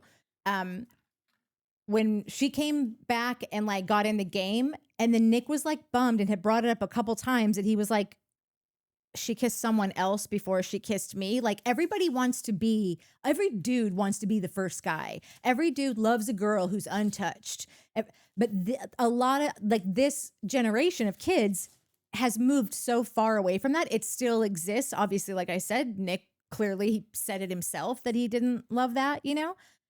But Alandria and Taylor seem to be completely unfazed by any of that. Alandria, if out of all the women, I think Huda does this too, but she, like when there's those challenges are happening and they go to make out, Alandria just sticks her tongue all the way out, like it's down her chin. She doesn't know this guy from the wall. But her and Taylor move at the pace of a snail. Like when it matters, when it's They're like pecking. Yeah, Meanwhile, they they're like still licking other are. people's assholes Yes. in the challenge. Yeah, exactly. Gotta It's come in very first, odd. gotta Yeah, win. I don't understand it. But it's interesting to watch, and I don't know. I'm not. It's just interesting. I'm not. I don't. Whatever. I don't know. But anyhow, they are such an evolved pair, and it's what's crazy to me about that is that he lives on a farm in Oklahoma. If anyone is going to hold on to some old school way of traditional way of thinking, I would think it would be him. But I also wonder, does this guy really live on a farm? Because I cannot help but like compare everything to Yellowstone, and I'm just like, farms like that, they don't let you leave for God knows how. Like, who's doing your work? Grandpa. That's a ranch, though. It is Where does what kind of farm does he work and a on? farm are different. I think he works on a ranch. Yellowstone is a Oh. ranch. Yeah, well, It's cattle, livestock, Yeah. whatever. A farm is food, like you grow Okay. shit. well, think he still, works someone's on got to the plow small that ranch. shit. Who's doing it? And like, Yeah, I don't know. It just doesn't seem like the life that like you take this job, like that's it for you. I agree with you. They've been very mature Yeah. about like when Jalen was there and they were doing massages and all that stuff, and she came back and told him about the date. I think he even heard about it from one of the guys. And he was like, it's not as though he wanted to hear that. He wasn't psyched to be like, oh, some other dude is rubbing you down, but he took it Yeah. like better than, I want to say like an adult, but I feel like adults don't take it that well. Yeah. He was so, I'll be fighting everybody on that show. If I was on that, Yeah. I'm like, there's no way. I'd be like, you like me? I like you. You want to do this? Cool. Yeah. Who are you kissing? I will kill everyone. Yeah. you know what I'm so like in love with about this show? And I feel like most of them are able to take this stuff in stride, right? Mhm. But like whatever, you're watching all these people have these different conversations, and specifically with Alandria and Taylor, you think you could be judgy, right? Being like, oh, what are they talking about? This seems so stupid. But it's actually like they're having conversations that are endearing, and like when like the fruit conversation. I know that sounds so stupid, but you will pick up conversations from different couples where you realize, oh no, they're actually, as opposed to shows like The Bachelor. Yeah. Right? You're like, oh no, this is what you would be doing if you were sitting at home. Every moment is not going to be in Bali with elephants behind you Yeah. and fireworks in front of you. It can seem silly, but then all of a sudden you're like, but that's life. Like Yeah. most of your life are just a series of insignificant conversations Yeah. that ties you to someone. Yeah. And I just love that. Like, I feel like every time I'm always surprised by Taylor and Alandria's conversations because they could seem so like you're talking about what your favorite fruit is or what your favorite Taco Bell order is. But no, it's adorable. And that's then when they get back to the States and they are actually ordering Taco Bell or on his grandfather's farm having that apricot. It just, I don't know. It struck me as unique to this show and quite frankly, sweet as pie. There's something too, I think, about when you're looking for a life partner, whether it's subconscious or not. Like my grandma had a pomegranate tree, so that like there's something about that memory of being with the grandparent who's picking fruit, and with the case of pomegranates, showing you how to eat it, what part to eat, those moments, right? Where you're just sitting with grandma, fucking staining your face with Was pomegranates. it the greatest pomegranate ever? Was it so sweet and amazing? Yeah, 100%. Yeah. And probably I don't know if I've ever found one since that's like that's what I'm that thinking, good. Yeah. But like when he was telling that story and her eyes kind of lit up because she used to eat plums with her grandma, like that's a memory as a child that, again, it could be conscious or subconscious, that later on when looking for a partner, if you've had those same kind of memories, it just tracks and builds a bond that like, okay, cool, our kids, we're going to have a tree. Our parents will come and eat fruit with our kids. We'll do it with our like, you know what I mean? It's like we're on the same page. We kind of grew up similarly. We're going to continue our life similarly. This shouldn't be a big hassle. Granted, nothing's perfect, but like, this is gonna track, this is gonna be fine. I think it also gives you like a baseline of understanding. So Totally. it's like, oh yeah, you know what I know, or that you like what I like. Yeah. If you guys are both into the same sports teams, or you both like to do yoga or whatever, and you studied the same thing in school, whatever it is, all of a sudden you now have this whole other world that opens up based off of the fact that like you both grew up eating fruit that your grandparents grew. Yeah. I think So that one of good. our biggest bummers was that I think that you and I both would have, like, I would have loved to have met your grandmother. Like, I just would have like killed to meet her. Everything that you've told me about her. She sounds exactly like she sounds like she would have been best friends with my grandmother. And his grandmother had already passed. Mine hadn't. But the day that I went and took him to meet her for the first time was the first time that, I mean, within 30 minutes, I was like, oh, you have dementia. Yeah. It was the first time after all those years. And we drive up and she literally asked every 5 minutes for that first half hour, she'd go, so what time y'all get in? So did y'all fly?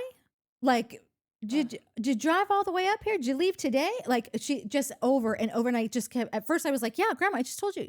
Well, when did y'all get here? We just got here. You just opened the door. And I was like, oh my God, that your grandma is like my Aunt Jo, who was my favorite. And she had like 100 sisters. And I just think they would have been the best. So anyhow, for them to have that conversation and for her to also say, when she said, I could see myself doing this. And here's the thing, no hate, but I am so used to now all these people on these shows being like, wait, what city do you live in?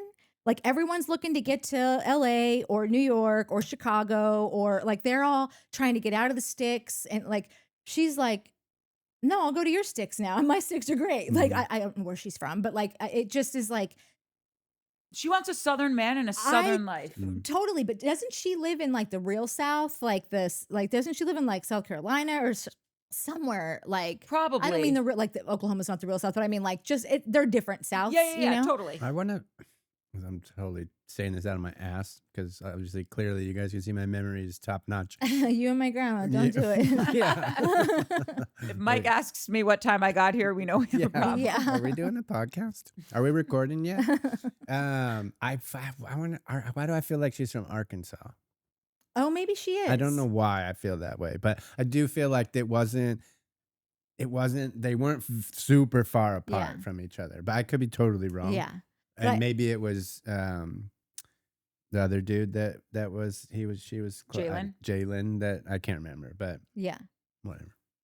I felt that she was being super genuine. Like I really believed her. Me Not too. as if any of these other people that we watch on any of these shows going, yeah, no, I could do that. I could like.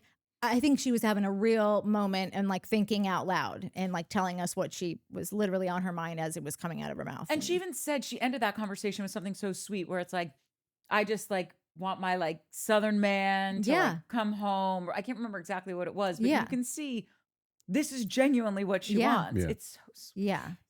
And Yeah, I no, used to she not knows- really get the Taylor allure in the beginning. I just thought like this guy is just goofy. I had a hot second where I thought he might be gay, like in the beginning, because I was just like, I don't understand all these pecs. Like it didn't make sense to me because she was clearly into it and she clearly said what she wanted. I just was like, this, if you're from the sticks, this girl is fucking a beauty queen, supermodel, everything you've ever dreamed of in your life. Like, why aren't you go? But then also He could be shy. He could be inexperienced and doesn't really know how to do that. But when I also heard an interview with Belle Dasha or Bella or Belle with a dash and an A, say that they asked her if she had any other connections besides Nick, and she said Taylor, and she said, honestly, I would have gone for Taylor, but he is very I don't know if it was the physicality of him was very close to just her very previous ex-boyfriend, and so she was just like trying to go in a different direction. And the lady that was interviewing her was like, oh wow, I didn't see that coming. And she goes, Taylor lights up a room. He makes everything better. I can see that. Yeah, and ever since then I was like, oh, okay, like that's exactly what it is. And he does. He is so fun. You know that term that's been going around, like quiet luxury or whatever? Yeah. I feel like he's got like a quiet confidence or like just simplicity. And it says exactly because he's authentic. He says it like it is, but like not in a like I say it like it is. Like it's just like I'm just Huda. Oh my God, Huda. Like what a oh God. Although I will say I did feel bad when they put him up there to give the results of who's gonna stay. Because I'm like, this poor guy is talking himself. Well, couple of things. One, I want to say something about Taylor here in a second. But also, I was wondering, I'm not staring at your jumps, but you do have cheese puffs on them. Sorry. It happened. Mike calls boobs jums. It's funny. I've never heard it until you. I think I made it up. I think you did too, because I never heard it either. Let us know in the comments. That's gonna be my favorite comment section ever. Now, do you spell it for the people so they know? I think it's JUMMS. Jums, like yums, but with a J. Yeah, I got Jums. Okay, guys, maybe you heard it here first, but maybe you didn't. Let us know in the commies. Yeah. So you were saying that you feel bad they put him up to do the dumping. I don't know. And a lot of people ask like, oh, we appreciate when you guys talk about TV stuff. I've never worked on a TV show like this or like The Valley or what, like that kind of reality show. You worked on Marriage Boot Camp. I did do Marriage Boot Camp. That was such a nightmare, though. I swear to God, the show was so horrible. But that's what made you realize that Spencer Pratt is the greatest reality Spencer TV and star. Heidi. Yeah, Spidey are the best. They are the proest reality show stars you'll ever meet. I don't even want to give away their secret because I want everyone to believe that, oh, no, it's real. But those two are Academy Award winning reality TV stars. Their relationship is totally real. Oh, 100%. Yeah. They come to work. Yeah, they just understand their job. Come to work. He loves her the way everyone deserves to be loved. Oh my God. Yeah, no, for sure. And I'm sure greatest thing. Yeah, both of them. They're true. These two are true. They will die together is my guess. I hope, don't be bummed. I know about not blowing your secret, but like these two, you'll be like, hey guys, we need you on set at fucking 2:00. And they'll be like, cool, they're there at 1:58. What do you guys need us to do? So here's the scene that's playing out. Okay, cool. Heidi, you ready? Yeah, we're good. You guys rolling? Hey, you guys you're rolling? All right, you ready, babe? Yeah, okay, cool. I don't fucking know what you did. Yeah. You didn't fucking tell me that I was doing it, but you did a bit. All right, cool. Are we good? Should we do that one part again where she said the thing? Or you got all right, cool. Do you need anything else? Well, we kind of need you guys to go over here now and have the second part of the great. We're good. You guys roll. Like it is literally they know exactly what the fuck's going on. They know what we're here to do. They get it. Meanwhile, you're like, cool, great, thanks a lot. And it honestly, quite frankly, could be because they want to go back to their room and party. Oh yeah, because I used to say what, like, why do you think? God, I really want to remember like what it was, but you were like, have a bottle of Dom ready for them, and it's on. Yeah, it's on. Like that's all that's all. Like if it's a bottle of vodka, but whatever. No, I think you said champagne though. Like you said like a brand of champagne. I just remember it because it was like put that shit on ice and like the party begins, and like it all goes from there. That's all they need to get started. Yeah, they're great. They're so great. So I was wondering. So again, like I've worked on a lot of like competition shows, and again, everybody's like, "Well, it's the same." It's not. Everything's so different.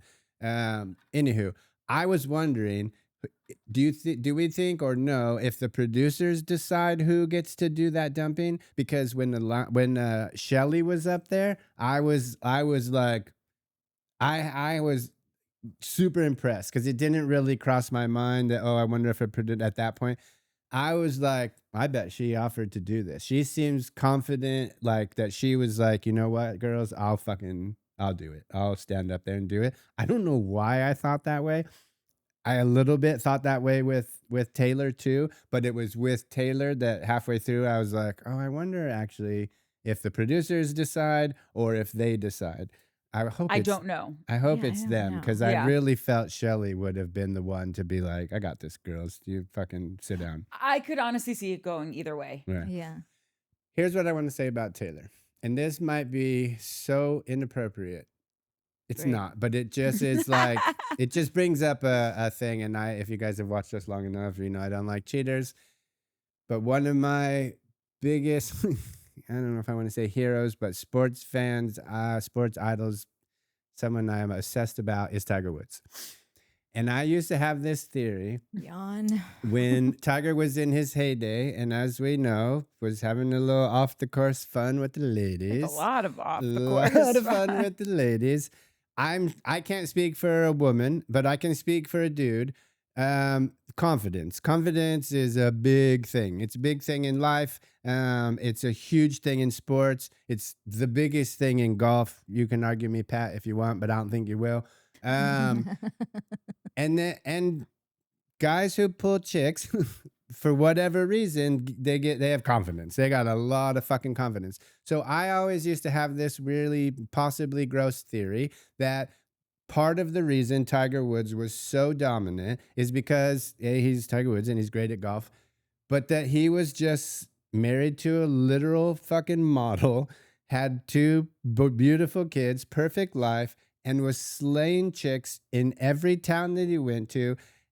And that he would show up to a golf course and regular dudes would leave their little families or whatever and just be like, oh, I'm here for golf. Tiger was like, dude, I fucking was on ecstasy and banged 5 chicks last night. Fuck all you all. And go shoot a fucking 65 4 days in a row and smoke. But it was the confidence. Like, There's other ways you could get confidence in case anyone's listen, 100%, definitely. know But what you're saying, that yeah. was just a theory that I always had once all the news came out that was happening, and I was like, oh shit, I bet because it, like, granted, you're probably embarrassed with that, but like, you haven't been Tiger Woods since he's not done all that, you know, like he's changed his ways. God, you had that whole Yeah. conspiracy theory. Yeah. that, I don't think like- it's far off because I think basically you get in the zone as an athlete, right? Or as anyone, but if we're talking about athletes, and if that behavior is what he thought kept Totally. him in Yeah. the zone, then Or gave him that juice, that extra right. confidence. And then granted winning, and this is how I'm going to now transfer this to Taylor. but one fed the other. One fed the other, but winning then breeds more confidence. To go out and slay more chicks. Taylor changed into a man, into a different fucking person. And this might be a moment that is significant for the rest of his life. When Jalen got sent home, when she picked him over Jalen, I don't care how cool you are. Jalen was handsome. He was nice. I know someone in the comments said they might have overheard him say he banged 5 people in one day, and that kind of was what gave everyone the ick. I don't remember hearing that. I didn't remember hearing that either. I didn't either, but I But have no, we all a could have missed it. shitty I just attention span. Yeah, totally. I don't remember what we were talking about 2 minutes ago. Story. You don't remember what we're talking about as you're talking Yeah, about now. it. What am I saying now? So I that's a win. No pun intended. That's a big fucking win. Taylor has been a different person. I agree with that His completely. shoulders are. I talked about it in the last episode. He looks bigger. He's bigger. His face is fuller. He looks like a grown ass man. Like he literally had a grown up come up, glow up, whatever the kids are still calling it, in the last couple of days. Before that, I don't think he goes to Huda and has that conversation. Before that, he doesn't overhear Huda now with Jeremiah and stand in the doorway like a fucking dad, like your dad being like, excuse me, young lady. And Huda looking at him scared like a little daughter, like, oh shit, my dad just fucking caught me. I'm so busted. Huda's never done that with it. Like, Yeah. that was dead. That was a fucking dude, whatever. Again, not trying to be chauvinistic, but like that was some No, like Huda responds well to to that. boss energy. Yeah. Like that was a By the boss. way, Taylor, it's unfortunate you're not single. Yeah, totally. I need something you've got. So I think that win over Jalen changed this dude I agree completely. so much, and it's just so much. And I think Alandria is noticing it. I think again, like that's what gave him the confidence to sit down with Huda and be like, "Here's the deal. Bop, bop, bop, bop, bop. You got it. No. You got it. But I want, yeah, okay, fine." Even like she understood it. Alandria was like, "God damn, dude!" Like Yeah. even she in her confessional was like that. Every day he surprises me and makes me like he fall in love, but like fall deeper and deeper. And this thing, and again, it's these moments, it's these subconscious moments of like, Yes. that's a good dad. He'll be a good dad. He'll be a good Yeah. father. He's going to take care of our kids. He's not going to be a pushover. He's going to lead them in the right way. And like, these are all the things that I'm hoping that she's clocking. Yeah. Because he is becoming a new person right in front of her eyes for her, because of her. And again, the cheesy fucking movies, you make me want to be a better person. He doesn't realize it yet, but bro, that's what's fucking happening to Yep. you right now. Hundy P. Yeah. I would like to talk about Nick and Sierra. And I just have to say, you can hate me for it. I really like them and I'm really rooting for them. I did say that Nick makes me nervous for Casa Amor, but like, especially after they slept together, he really, I don't know, am I reading it wrong? I feel like he really likes her. He's just battling his old mindset of like, do I go fully? I don't know. But then like, but I do really like her. And I also really like Sierra.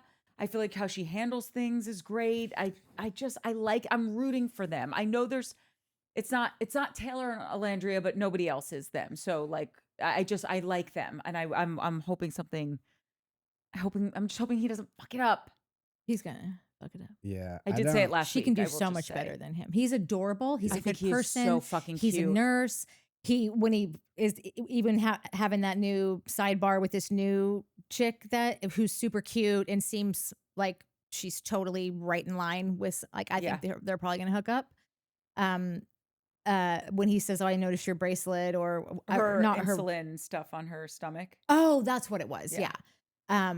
There's just I like him as a person. I just think that she's more mature than him. I think I would like her to be with someone that's taller and like just a better caretaker. I just see her with a bigger energy, a stronger personality. I think she deserves just someone that's stronger. Yeah. I don't know. I agree. She got a little Huda in her in that sense. But totally under control. this motherfucker has a Yeah. type. Oh, Like I could draw a picture. Yeah, no, there. of No, you know the who she dude. remind. No, you know who he should meet is the girl that she just broke up with the Bachelor, Gabby, the Italian Wait, what?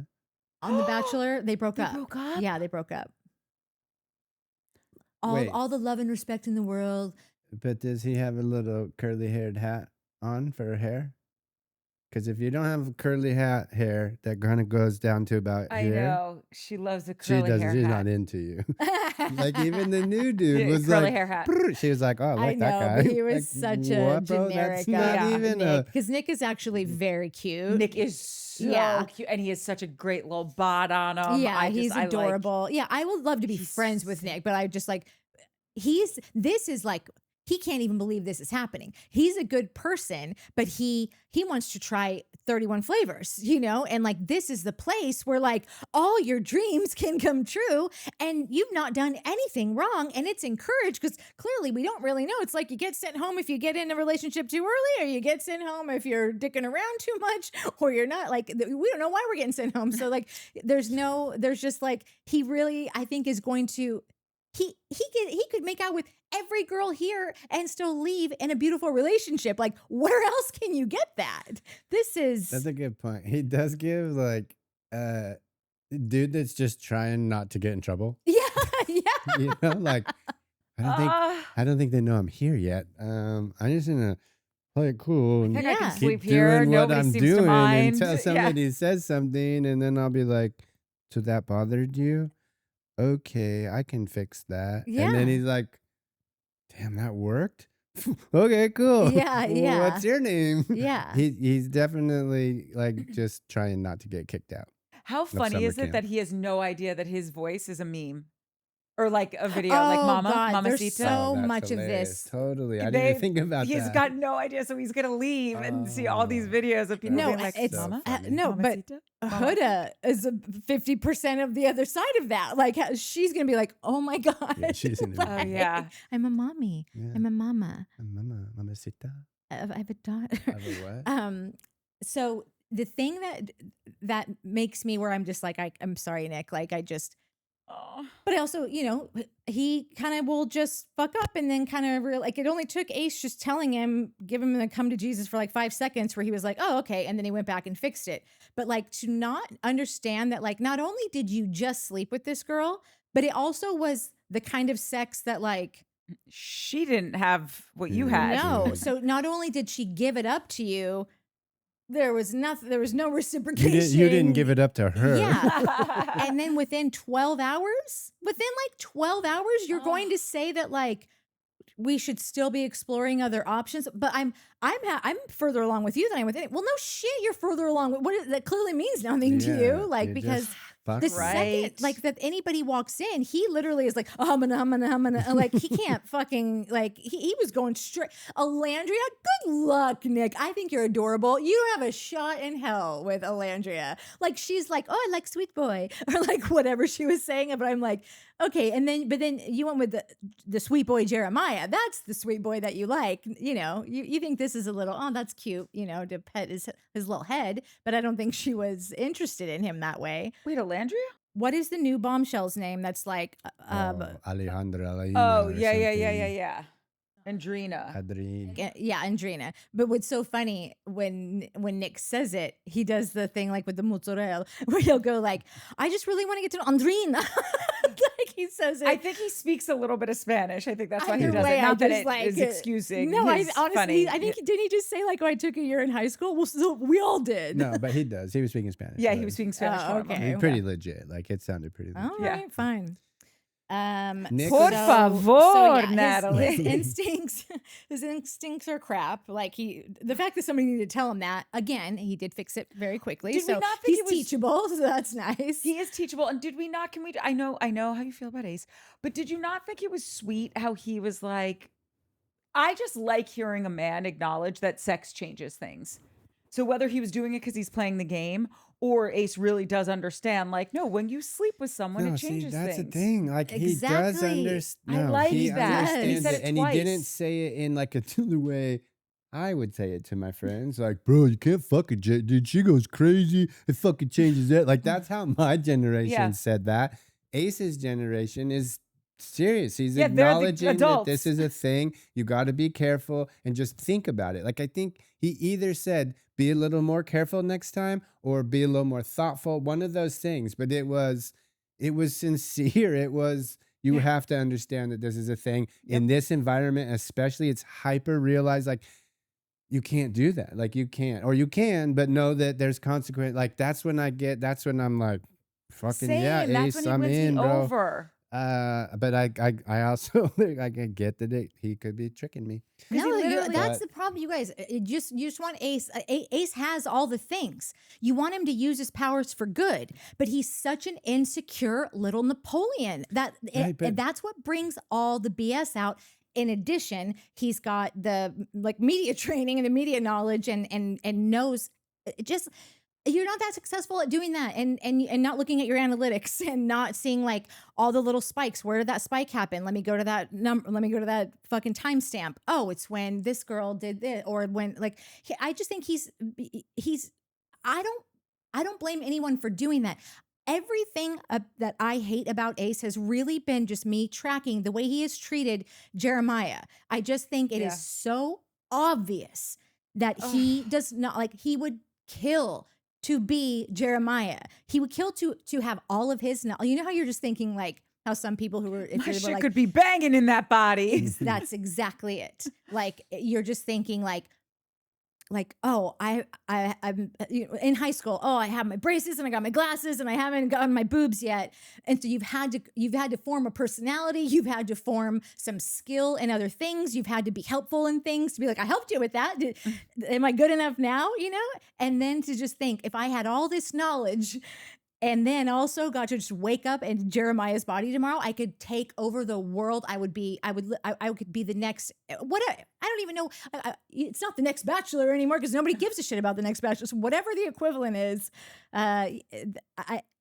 it's just been so unattractive to me. And I've watched him say these little things like, do you see this pattern over here? Like, please, you guys, tell me that Jeremiah has done anything. Like, what would you expect this guy to do? Like, clearly, he left Huda when they made a stink about it. He didn't even talk to her. He chose Iris on his own accord when he could have gone back to Huda.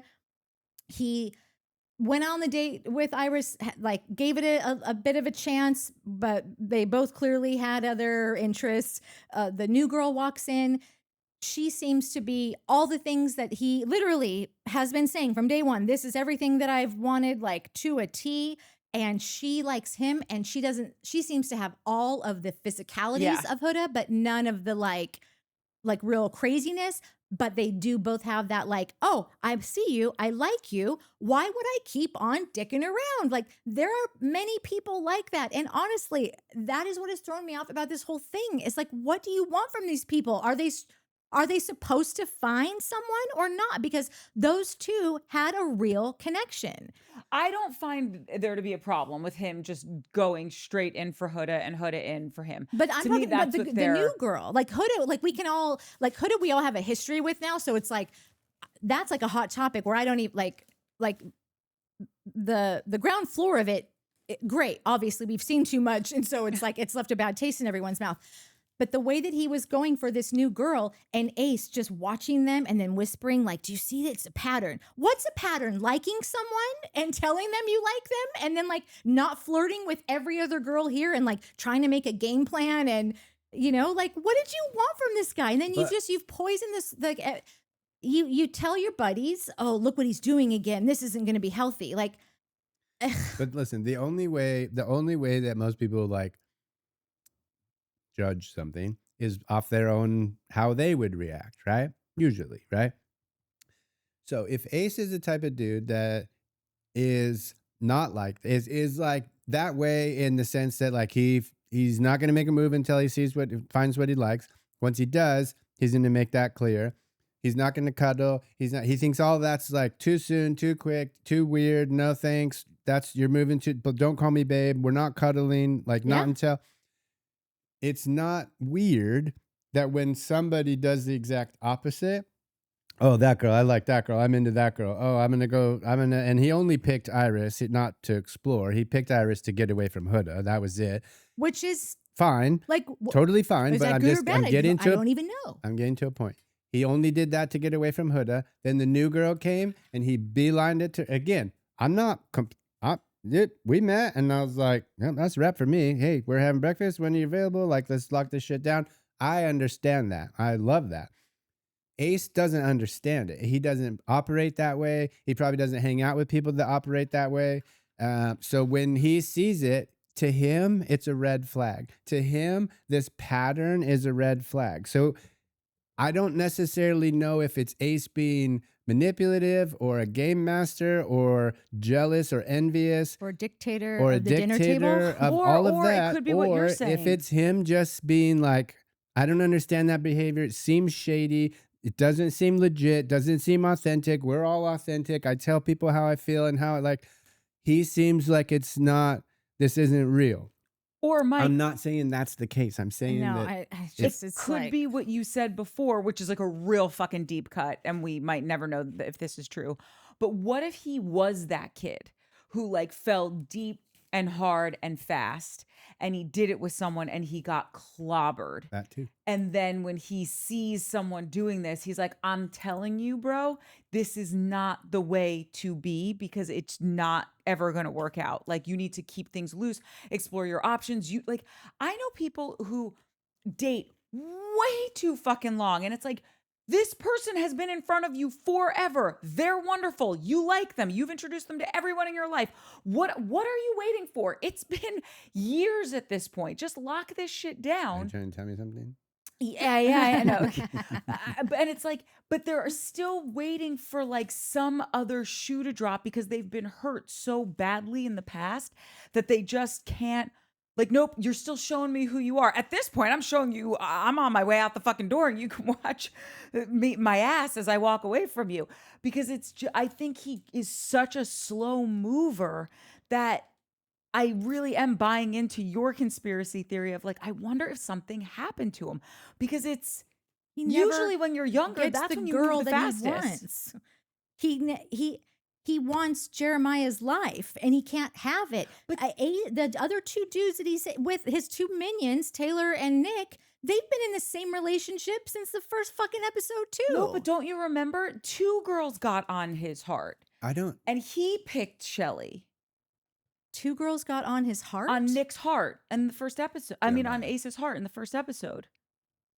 2 girls got on Ace's heart in the first episode, and Ace was picked by 2 chicks Yeah, in the yeah. first No, episode. he Right. didn't pick Shelly.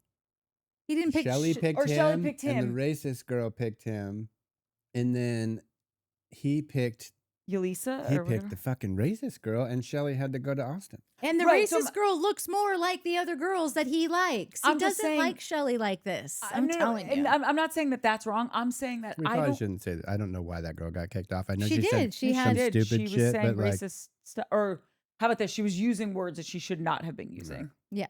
And they had racist implications beyond a shadow of a doubt. I hope she learns. I hope whatever, but that's what we've been told.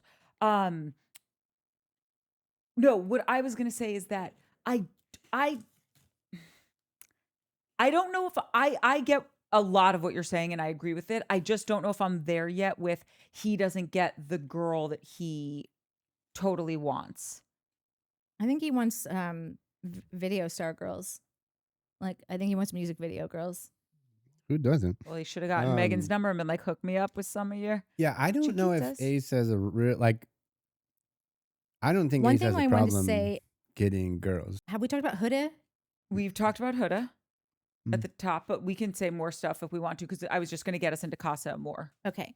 There has been a weird, and I haven't like put my finger on it yet. I haven't landed where, but there's something about like Huda's personality and Ace's personality. Like, I think that they both are, I don't want to say they're both leaders, but like they definitely both kind of were leading the girls and the guys side like for Totally. a chunk of time. Ace is a better player at it. Huda gets too in her own way. She can't like I was just thinking, like, I was like dying to know if Huda was clocking Ace's moves. I'm wondering what everyone is going to think when they get over this. And I'm wondering what all the, like, if movie night, like, I understand that, like, it's mainly just like, about the Casa Amor people, like, and what, like, their partners or their That's people all it's about. Yeah. like, I would love to see conversations that Ace has had with the guys, because I think that he has planted so many seeds that have made sense. It doesn't really matter if they've made sense or not, but like, I think that he has really led the charge in so many things that have gone the way that they have. And like, he even seemed like straight up irritated when like the girls sent home Hannah. He was like really kind of beside himself going, I'm just trying to understand like how you came up with that. Like, because I think that they wanted them to send home Amaya or Huda, like one or the Yeah. other. And I should write this down, but it's like 3 a.m. thoughts of like, oh, well, that would make this other person available. Like, I can't remember what my line of thinking was. I'm going to have that for the next one. I really am going to do a map and be like, if this person goes home, then this is how it benefits Ace. Because I really fucking believe, I'm sorry that I'm on this so hard, but I really do believe that it is who he is. But sometimes I wonder if Huda understands that, like, here's the thing. I don't know who you're going to find on this show. It seems like everyone knows who you are now. And there's going to be people that don't care. Like if the people coming in have already seen what you've been up to, like I think majority of them are going to be like, I'm going to steer clear and like go with like the next person. But then, you know, you still got all that ass. So like some people are, I'm not saying that the chances are totally off the table.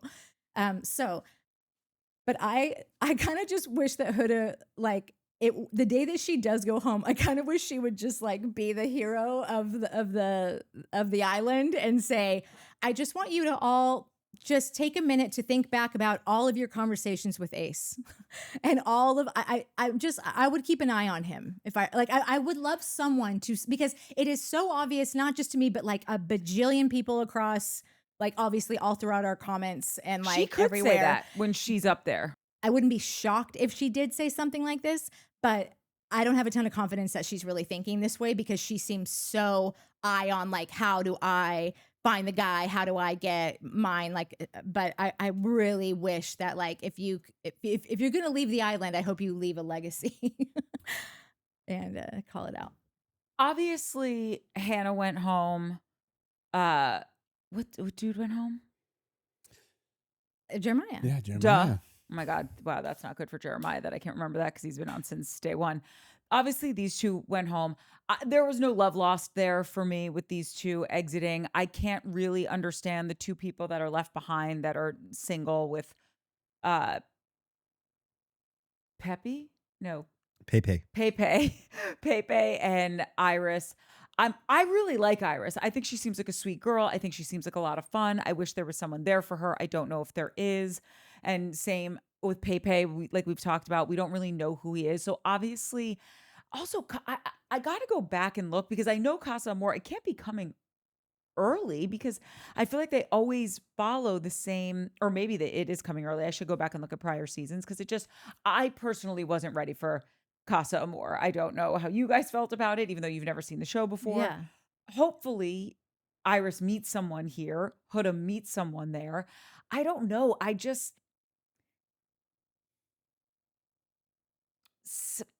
I think really this is just going to stir. I don't see anyone coming out of Casa with this like solid relationship. I think it's either going to solidify something that these people had prior, and Yeah. maybe someone like an Iris can find someone, or a Huda that was just totally fucking single.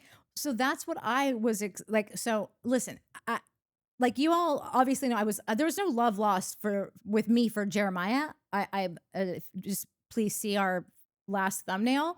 Chin up Huda, he was no prize. Like I thought it was great that they parted ways for both of them, but just that night that he totally just like dicked out, I was like, oh my God, she just has way more to lose.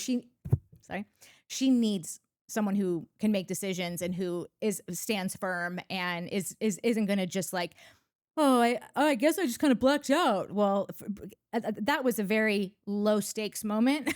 Yeah. The future holds much higher ones. So anyhow, but that was why I was excited about Casa, was because I was thinking, oh my God, there could be. And I wasn't sure if the people that were going to Casa had been watching the show. Like I know that the Bombshells do, but I didn't know if like I feel like they all do, but I don't know. Yeah, I feel like Bombshells like and some Casa people both watch. Some people talk about they get clips. They don't watch the whole show, they get clips. Got it. That makes sense. So like they know some things, but I don't know. A compilation reel of Huda though would take anyone out. But I wanted to see if she could find someone new. And then also, I thought that Casa was all about, I thought they would bring back people that we knew. Sometimes they do. That's what I'm saying. In the past, you've gotten like one of the old guys back at Casa, or one of the Bombshells that comes through is a girl that's already been there. So you just never know. It's weird that they didn't bring back Bella or bring back Charlie. Or like, I was looking forward to those like surprise guests, like recurrences, and I didn't get it. It looks like Casa Amor has always rolled around episode 1920. So there you go. But it doesn't, I can't find it in season 1 or 3. Maybe they didn't have it. I don't remember. Is at Casa, is there the same like, because if they're there for a week, I don't know, I assume if we're calling a week 7 days, do people get sent home and they bring in new people every 2 to 3 days? No, at It's Casa, just like that's who it is. the 5 guys or the 6 guys that are in Casa with the chicks, they're in there until we go back to the villa. And the 5 chicks that are in the house with the guys, they're in there till we go back to the villa. Well, that is a super bummer because those guys suck. What is with these tattoos? If you are people who get tattoos, if you are people who give tattoos, let's just think, do we need a breastplate of tattoos? Yeah. I Like, know. why is that a trend right now? I feel like we went from like tribal tattoos and like Japanese, Yeah. words and Mandarin on people's bodies to like just a chest plate of. Yeah, or like your whole life story is now like so you have to like relay it again. It's like why I hate going to new therapists because I'm like, so I was born on this day. It was a dark and stormy night. Like, nobody wants to start over with new therapists. That's why you're just praying that you get a good one so that you don't have to retell it again. That's what I feel like they're like. I think I've met Ace's whole family. Like, Yeah, his whole family's on there. And we know Ace is the star from his back tattoo. Okay, so I have all of the new couples listed if we want to say anything about them. Obviously, I know we don't know that much Yeah. currently. Are we going to record I mean, tonight? that's the plan. Okay, Yeah. okay, got it. So then we'll get more into these Yeah. in a little. Okay, so we'll get more into these later because we're going to watch it and then record again. But Grayson and Pepe, again, I know nothing about Pepe. I don't know. They could work, they could not. I don't even know if Pepe knows he's on Love Island. Yeah. Great. I don't know if Pepe knows he's on planet Earth. He's so sweet, but not for this Is show. he? I don't even know if he's sweet. I'm not saying he's not. I just don't know. He There's seems shit- sweet. there's I just, know like, that his these- name is Pepe. That's about all. I Everyone know. knows his name's Pepe. He was a professional athlete. I'll be honest, not even sure I know what sport he played. Basketball. He played basketball, but then okay. I don't know. Cool. I don't Ace- care. That's the other thing. Don't care. Yeah, don't care. Ace and Vanna. Vanna thought she was going in and was going to slay all day with him. And I just don't think he's interested. No, because that wouldn't make him look good. Like that's not like, and he's probably trying to figure out how to. Because I think that Ace is a red-blooded American, and is like probably would like to, I don't know, but I think that every girl that he gets in contact with, there's going to be something behind it. Whereas, like, are people going to be pissed if it like is me missing Shelly a better for me than, oh, I'm just going to hook up with this like total like cookie cutter white girl right now. Like, I don't think that's a smart move for someone who gives a shit about how he's He's a coming bitch. off.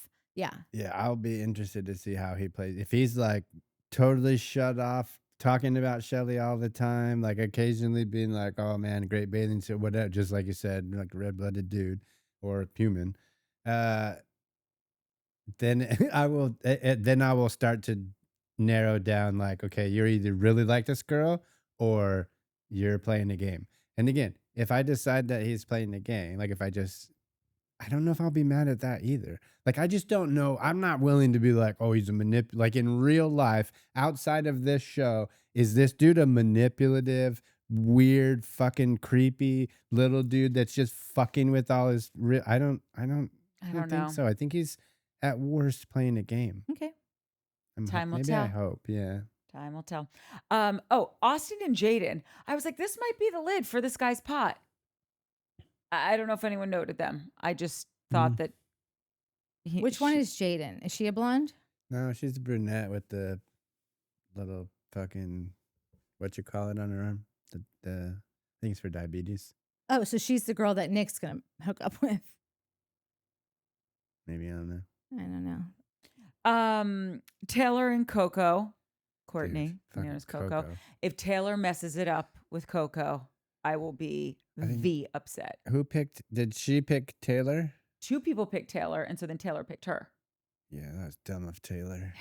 That's too. She's too enticing. Like, listen, this is so dumb for a dude to sit here and talk about which girl's prettier, but like no one says a word. Just looking at a picture, Coco's way more physically attractive to me than Alandria, but Alandria is that kind of girl that's like everything else she brings to the table elevates. Like it's like you're gonna person who's not the most attractive person in the room, but they're the coolest person by far, then they become the most attractive person physically. Like literally, it happens. I think it happens more for girls. This was clearly like a let's find someone as close as we can to this person and see if he fucks it up. Yeah, and he totally did. Yeah. So like, I would have wished that. I don't know who the other girl that picked him, but like, I just hope this dude doesn't revert back to fucking Woody from Toy Story. I don't think he will. The last dude we have, and I just am curious to take a vote, it's Nick. Nick's with Clark. Nick is way too open, or at least verbally way too open for me right now. So all the ass grabs, all those cheeks. Do you think he's gonna? Oh yeah, no, he did. Ace too. Ace. No, Ace was on Vanna. No, but Ivana took his hands and she put his hands down there. But he really squeezed. Well, yeah, you put my hands down there. I squeeze. She doesn't put my hands down there. I get smacked. I'm still squeezing. Like so reminiscent. Sorry. But like at least Ace literally had permission. Like, and you know, that other homie was like, I think even one of them was like, okay, bro, that's not. Okay, do you guys think Nick is going to mess it up and really hook up with another chick? Yeah. Oh, he'll as soon as she gives him the go ahead. Yeah, that's happening. Yeah. But I just want to say that the one time that like I don't remember. I think it was Nick. There was one ass grab that like totally. If anyone has seen Revenge of the Nerds, when Lambda invites the Omega Moose over for a party, and one of the short guys is dancing with one of the larger ladies, and he just is like cheeks all night. And he's like half her height, half her size, and just like Ace. has cheeks. It wasn't Ace that was doing that. Like, that was almost like ripped her booty off. Yeah, where I was like, bro, this is making Ace. Me like I can't. Like it reminded me so much of Revenge the of the Omega Nerds. Moose. The Omega Moose. That girl for sure had little baby handprints in her booty for like a day. Then we've got the girls in Casa. Huda and JD. I don't know. Huda's just throwing shit to the wall and seeing what sticks. Yeah. Huda's trying to rebrand. Huda's trying to what do they say when you try to fix your image? Rebrand. Yeah, that's what Huda's doing right now. Oh, wait, I'm sorry. And really quick, I forgot TJ is totally solo. It's a ticking time bomb. TJ doesn't have much time left at the villa. TJ is I love what he did. It was just hilarious. The kissing thing? Just like how he didn't know that they were all new girls. So he probably thought like saying, 5, 6. He's probably thinking he's doing the dudes a favor by like not acting like he's into their girls or like whatever it is. But they were all brand new girls. And like that's your intro to all those new ladies is to insult all of them. But then he doubled down because he was like, well, I'm just being honest. Right. But you kind of have to. What are you going to say? Like, I was just trying to like, I think. I would have been like, I was just trying to be respectful. I thought it was all my dudes girls. Oh my God. Ladies, you're all 10s. What did Ariana say after he was like, well, I'm just trying to be honest? She was like, oh, that's great how that worked out for you or whatever. She said something that was He gave one funny. person a good score. And I wonder if he thought that was, what's her name? Isis. Womp womp. That's not making the cut. I mean, I don't care. IKEA. He calls her IKEA. I call her Isis. I don't know why. Iris. Same. Okay. Sierra and Elon. No. I feel like she's going to kiss him and be like, I miss Nick. Oh, no, she's definitely like she's now attached to Nick. Yeah. Like what is that? Like you release like the something, there's like some hormone that happens. Pheromones? Not pheromones, with sex. Like when two people have sex and that's why the woman gets more attached.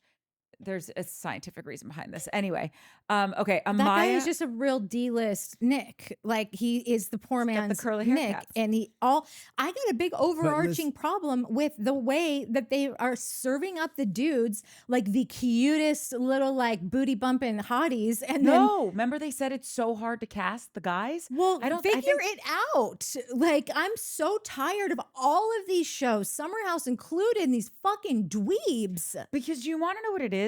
Women take, as a whole, we take better care of ourselves and we take more like, oh, okay, got to fit in my skinny jeans or bikini, whatever. Like, oh, he's got a dad bod, but he's still sexy. Like, we give allowances to dudes physically that we don't give to chicks. And so when you're casting a beach centric show, it's Yeah. a lot harder to find guys who look the way that the Yeah. girls look. It just is. Well, I just think they have to try harder because it's just so insulting that these guys just get to like live out their literally their wettest dreams every day, every time a new girl walks in, and then I don't know. I just feel like this entire like listen, I don't know them yet, so like one of them can grow on me. The guy with the weirdest hair is the one that I like the most, like the Thai guy that's English. Oh, yeah. Like there's something about his personality that I'm like, he's the coolest guy on this block, but he's like, I just want to put my blinders on. His bowl She haircut would is not like, terrible. shut up about that haircut last night. I was like, I how was are almost you? had to- How have you never seen this? Like, did this just happen? Or do you live this way every day? Also, just so you know, typically the Casa guys are never any little thing to really write home about because like why? really but then the scraping the girls bottom are of the great. barrel. Oh, it's just so atrocious. I like this. This seems Listen, like I'll be Nerd honest. City I didn't over think the here. girls were great. I didn't. Coco was the only one that, like, physically super that I cute. was like, Yeah. okay, she's beautiful. The rest of them, no offense, ladies, but I like, didn't think they were No. as great as the original, the And they all starting seemed five. No, of kinda course they weren't as great as the starting boring. five, but they were still like those guys are all dying to bang every single one of those girls that walked in there. Like there might be one that Well, it, that's that, also that 'cause like they're it guys. doesn't- it's just a guy. right. But I'm Dude. just I'm just saying that it's it's not a one off. This is a pattern on all the shows. I No, get I'm it. with It's you. harder I'm to not cast disag- guys, yeah, but like I I'm just not think like disagreeing with you on that. God, No, Barf I agree with City, that. baby. Well, Which is poor- interesting, real quick. Sorry, is because somebody made a good comment a while back that like they produce storylines that favor the dudes because women. on Southern Charm. Is they that a were saying Southern that. Charm or is that here? No, they were saying it about Southern Charm. I think they were saying it about Love Island. Oh, maybe they were saying it about both, but I know Southern Charm was in there. Maybe it was a Bravo thing. No, maybe it was this show and it could have also been. Yeah. Anyway, But keep going. anyways, yeah. The point being that is that it's the storylines are pro dude and catered towards women. Obviously, women are majority of the audience on these shows. But that after hearing that and realizing like, oh yeah, I can see that. Then I'm more like, okay, then what do we do? Why are all the dudes duds? Like, why is there such an imbalance? Yeah. And I said it on the last show, on the last recap of this. Like, I love the show. I love all these people. They're all great. They're super sweet. Obviously, I'm standing over how they respect each other and speak to each other, all of that. But I did say, like, from like asking you guys, is there any dudes here that are worth any like future or like a long-term situation? You I gotta don't watch see last any. season, Rob.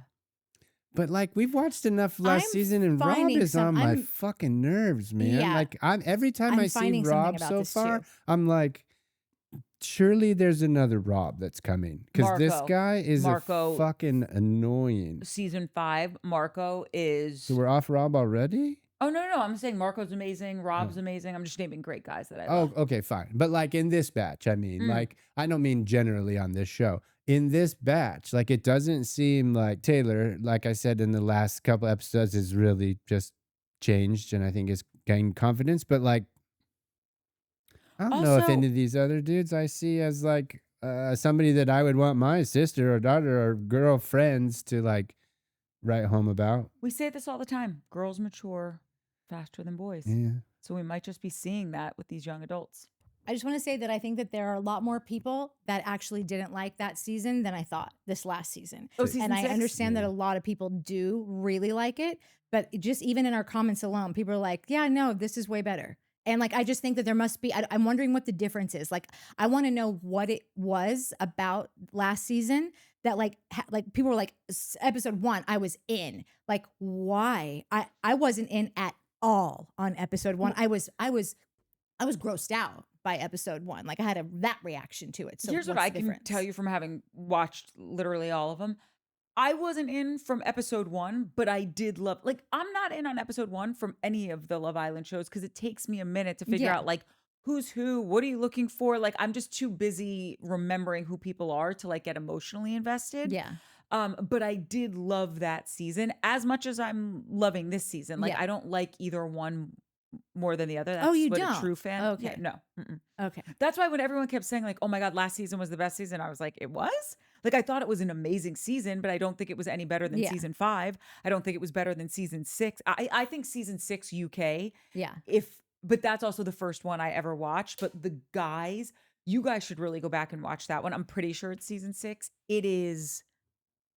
Oh my god, is it good? Yeah. But my point is, I think all of the seasons are good because I think it's a great show. Yeah. And whatever. And there's details about why I feel that way. But my point is, I think it would be interesting if you could go get there. Like, just keep watching, because I would be hard pressed to think that you were on like, if you got to episode 5 and you still didn't like it, I would be like, then I don't know, maybe you just don't actually like the show and this one season's a one-off for Yeah. you. But I couldn't imagine you getting that deep and not starting to really like these kids and season 6. Yeah. Yeah, speaking for myself, it is 100% the cast. Like the show format, cool. I don't not like it, but like it's not like I'm obsessed with this format. You know what I mean? It's nothing new. It's nothing crazy. It is for me 100% these kids, and like Yeah. from the jump on season 7. And again, I do think Next Gen had a little bit of an influence on me, at least because I've not seen I have not seen this new batch of kids until Next Gen came about, and I was so anti poo poo, fuck these kids, get off my yard. And then saw them and was like, okay, hold on, okay, you guys can hang out in my yard, but the rest of you can't. And then I saw some more. I'm like, wait a minute, I need a bigger yard. These kids are great. Like, so the I'm gonna get a slip and slide out here. hell yeah, you guys like Grow an lemonade? apricot tree and I'll be your grandpa. Totally. Oh, yeah, we're going to the weird guy's house. Come play over at my house. Yeah. Bye, Mom. Okay. So like that's what did it for me this season, was just I felt like was it Huda it was Shelly and Alandria who came in first, and just I don't know, from the jump, those two talking and giggling, like just having a good time, and then Huda and somebody else, like it just instantly I was like, oh my god, I love their conversation. These are these kids. These are how they talk. Oh, there's more of these guys. Yeah, fuck yeah, I'm in. I love this. Then the boys came in, same thing. Then we got so obsessed, we went back to season 6 because everybody was like, oh, you got to watch it. And like we've said, we've tried it. But I was like, oh, these are just regular reality show people. Like, these are normal Bachelor, Horror Island, The Challenge. Like, these are the people I'm used to seeing on reality TV. They don't speak to each other any kind of special way. I don't feel like they're really respecting each other. Rob, this is the guy that he seems kind of aloof and doofus. Yeah, he's either from Tampa or Orange You County. gotta give him one time or the because other. that's how Rob Maybe on Orange presents. County. But That's yeah. how Rob presents. You got to give him time. Okay. I promise you, Rob's a winner. And then he's crying in the pool. Come on. I don't know about that. Well, that's what Christina said. Oh yeah. Coco. Okay, so just to sum up the ladies, where the ladies are out, poor Amaya got nobody. But I love that whoever she is with now, or not, she's trying to talk to the dude that Alandria is with, which I don't think Alandria will really care give one a way or shit the other. about. Yeah. But I love that he said, "I don't mind at all if you call me babe." Like I meant that. I got a little spark there, very tiny because it was quick, and then I think the show was pretty much over after that. But I Yeah. was like, "Is that That's Zach K. who with she's the my with. dude?" Yeah. With my dude that I have to No. close my eyes. Like, Yes.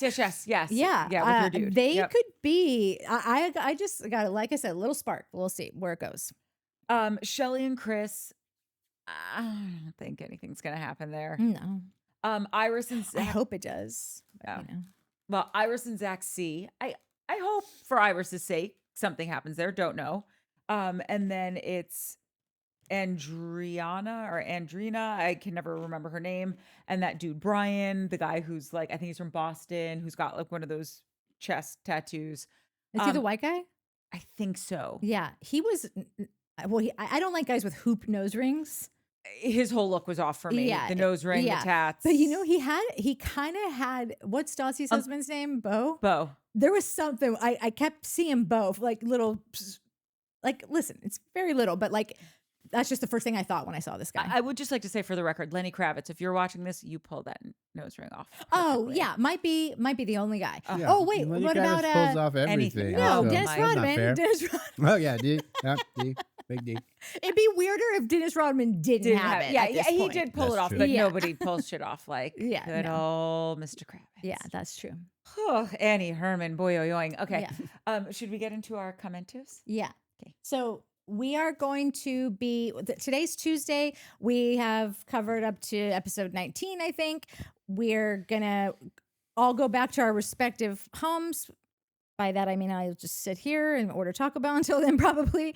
But and then we're going to regroup. But Courtney will zoom in and we'll just talk about whatever we see tonight, so that we can get everything up by tomorrow. And that's the plan. If you don't see that happen, something went terribly awry. Oh, okay, Mark, you're first.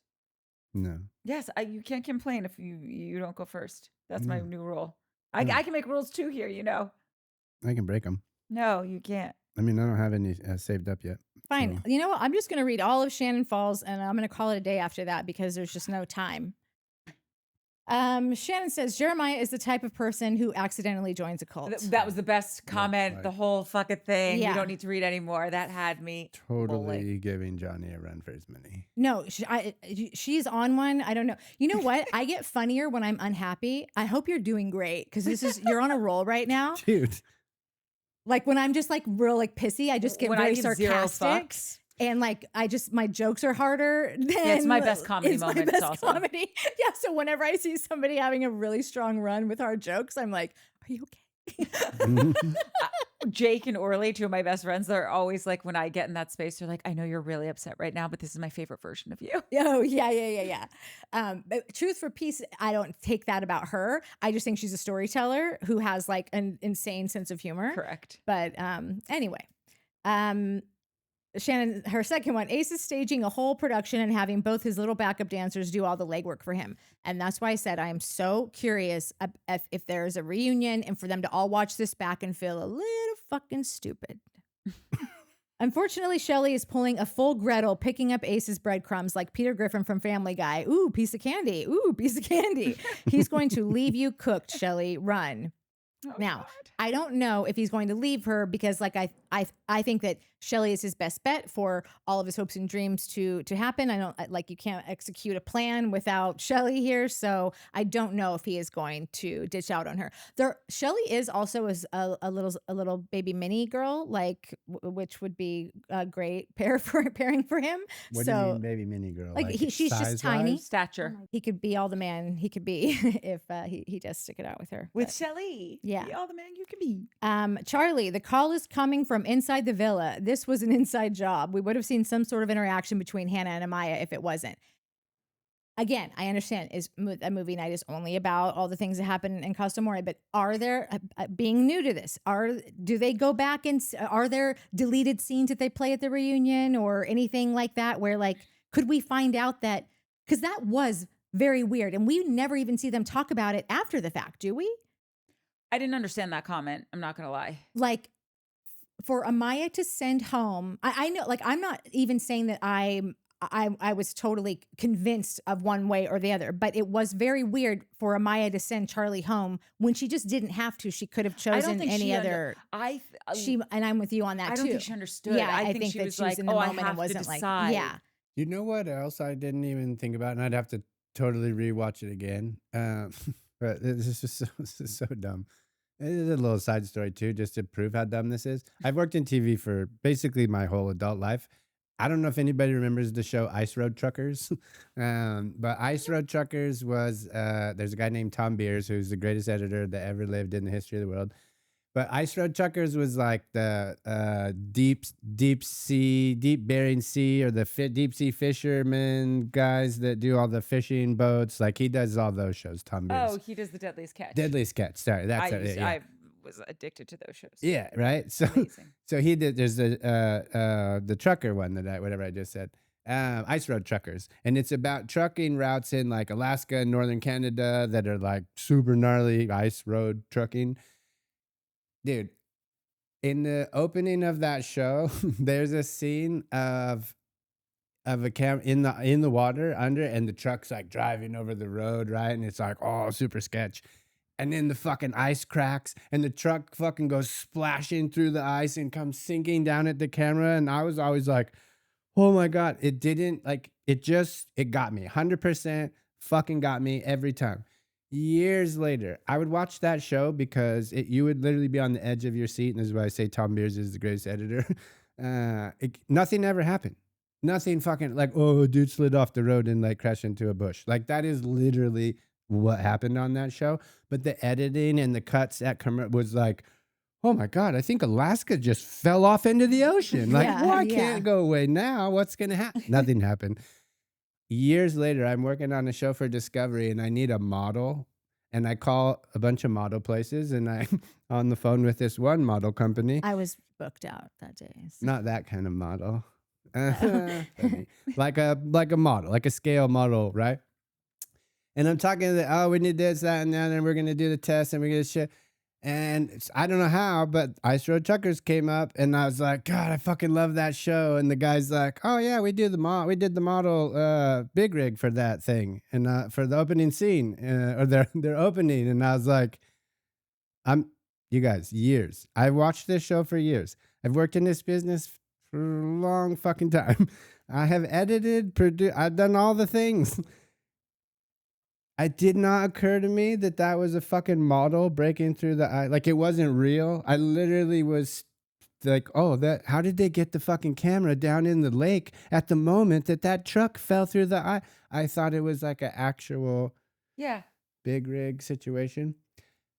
I'm dying to know how this correlates.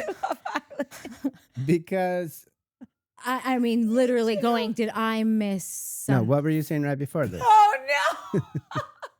No, I'm serious. Because it does. So am I when I go like this. No, because it's on the real. What were you just You telling said me? I literally would have to go back and rewatch, but I worked with Joe Schmo, not our Joe Schmo, another Joe Schmo, who's the best editor in the history of editing. And now we're in Alaska. Yeah, I was like, it's the editing. So like, I didn't know it was a model at the whole time. It's just like whatever. A super embarrassing moment for me. That being said, TV plays tricks on you. That's embarrassing. I don't know. Amaya could have gone first.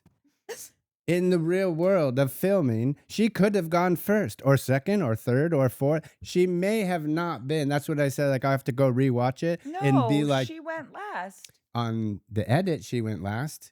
But in real life, she may not have. No, because everyone had to go up and stand by them. They didn't. They just voted. They just said a name. Oh God, now I'm dying to go back and look because like I don't remember. I feel like she was way too worked up crying by that point for it to have been early on. Like it's that the crying came first. The crying came when so Amaya. Totally. But the crying came when Ariana said, here's what you guys have to pick. Right. She threw a whole fucking cute little temper tantrum, right? Which so naturally the editors and story producers are like, yeah, make Amaya, like she threw her thing. She's going to make the final decision. Like in the edit. All right. I bet she wanted me to go back, but I really want to check. No, I'm going to. I bet she like wasn't. later, I'm going to. I bet that she wasn't. In real life, I bet she wasn't.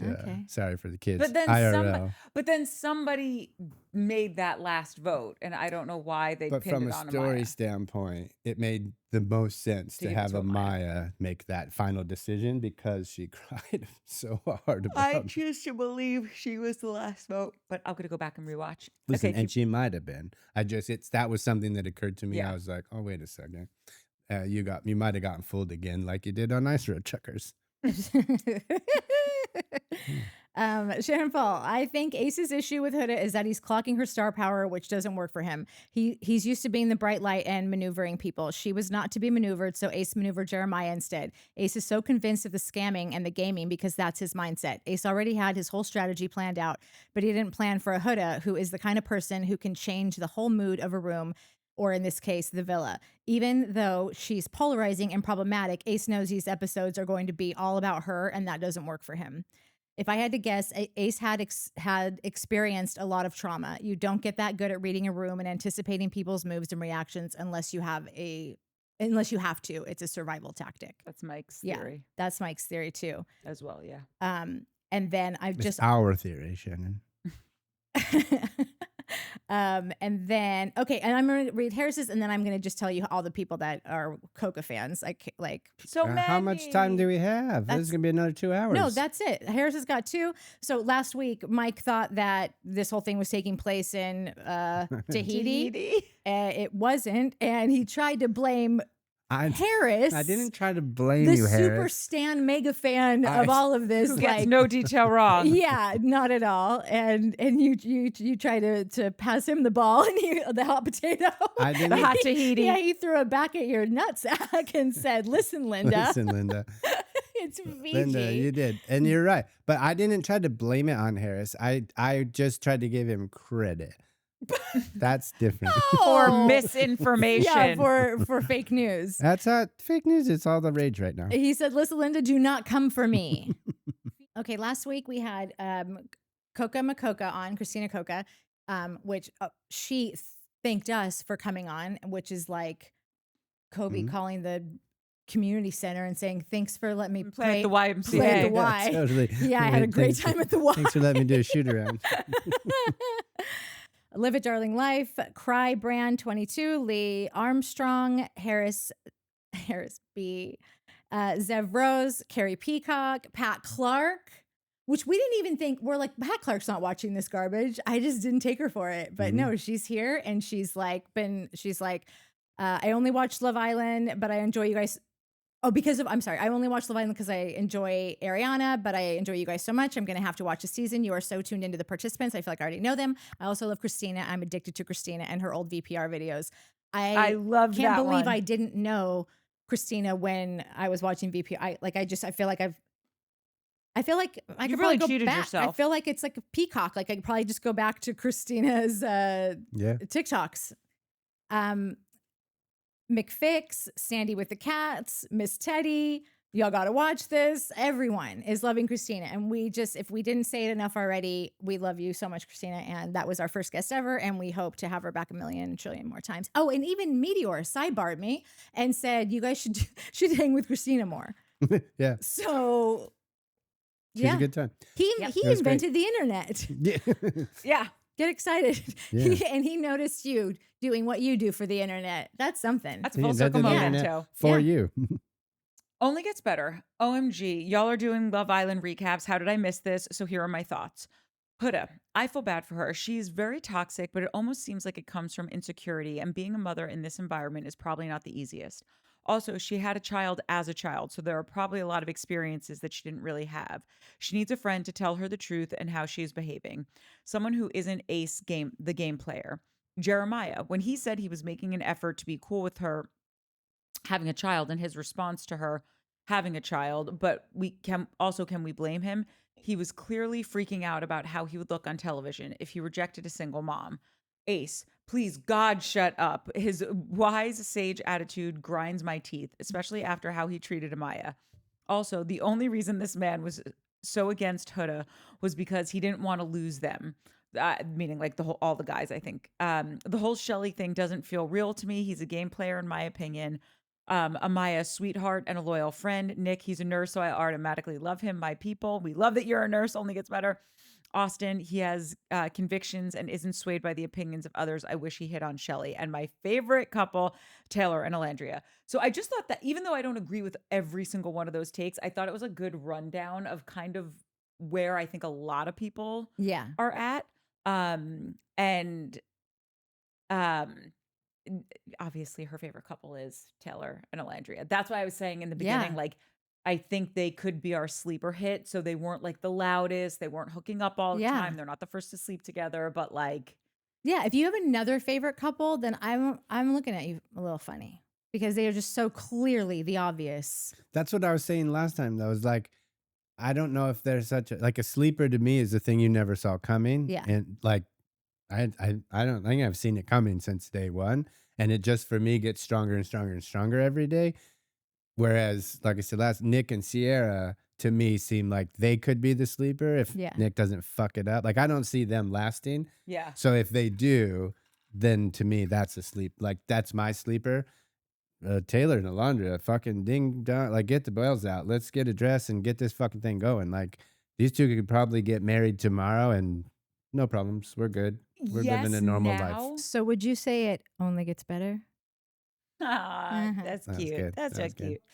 cute. Sandy with Cats had a great long comment, but I just really love the end of it the most, where she said, "So far, it's a weird season with 500% too much Huda. I'd like her to go away." Me Even too. still, even right now today, after what you've seen her to be so sweet and charming.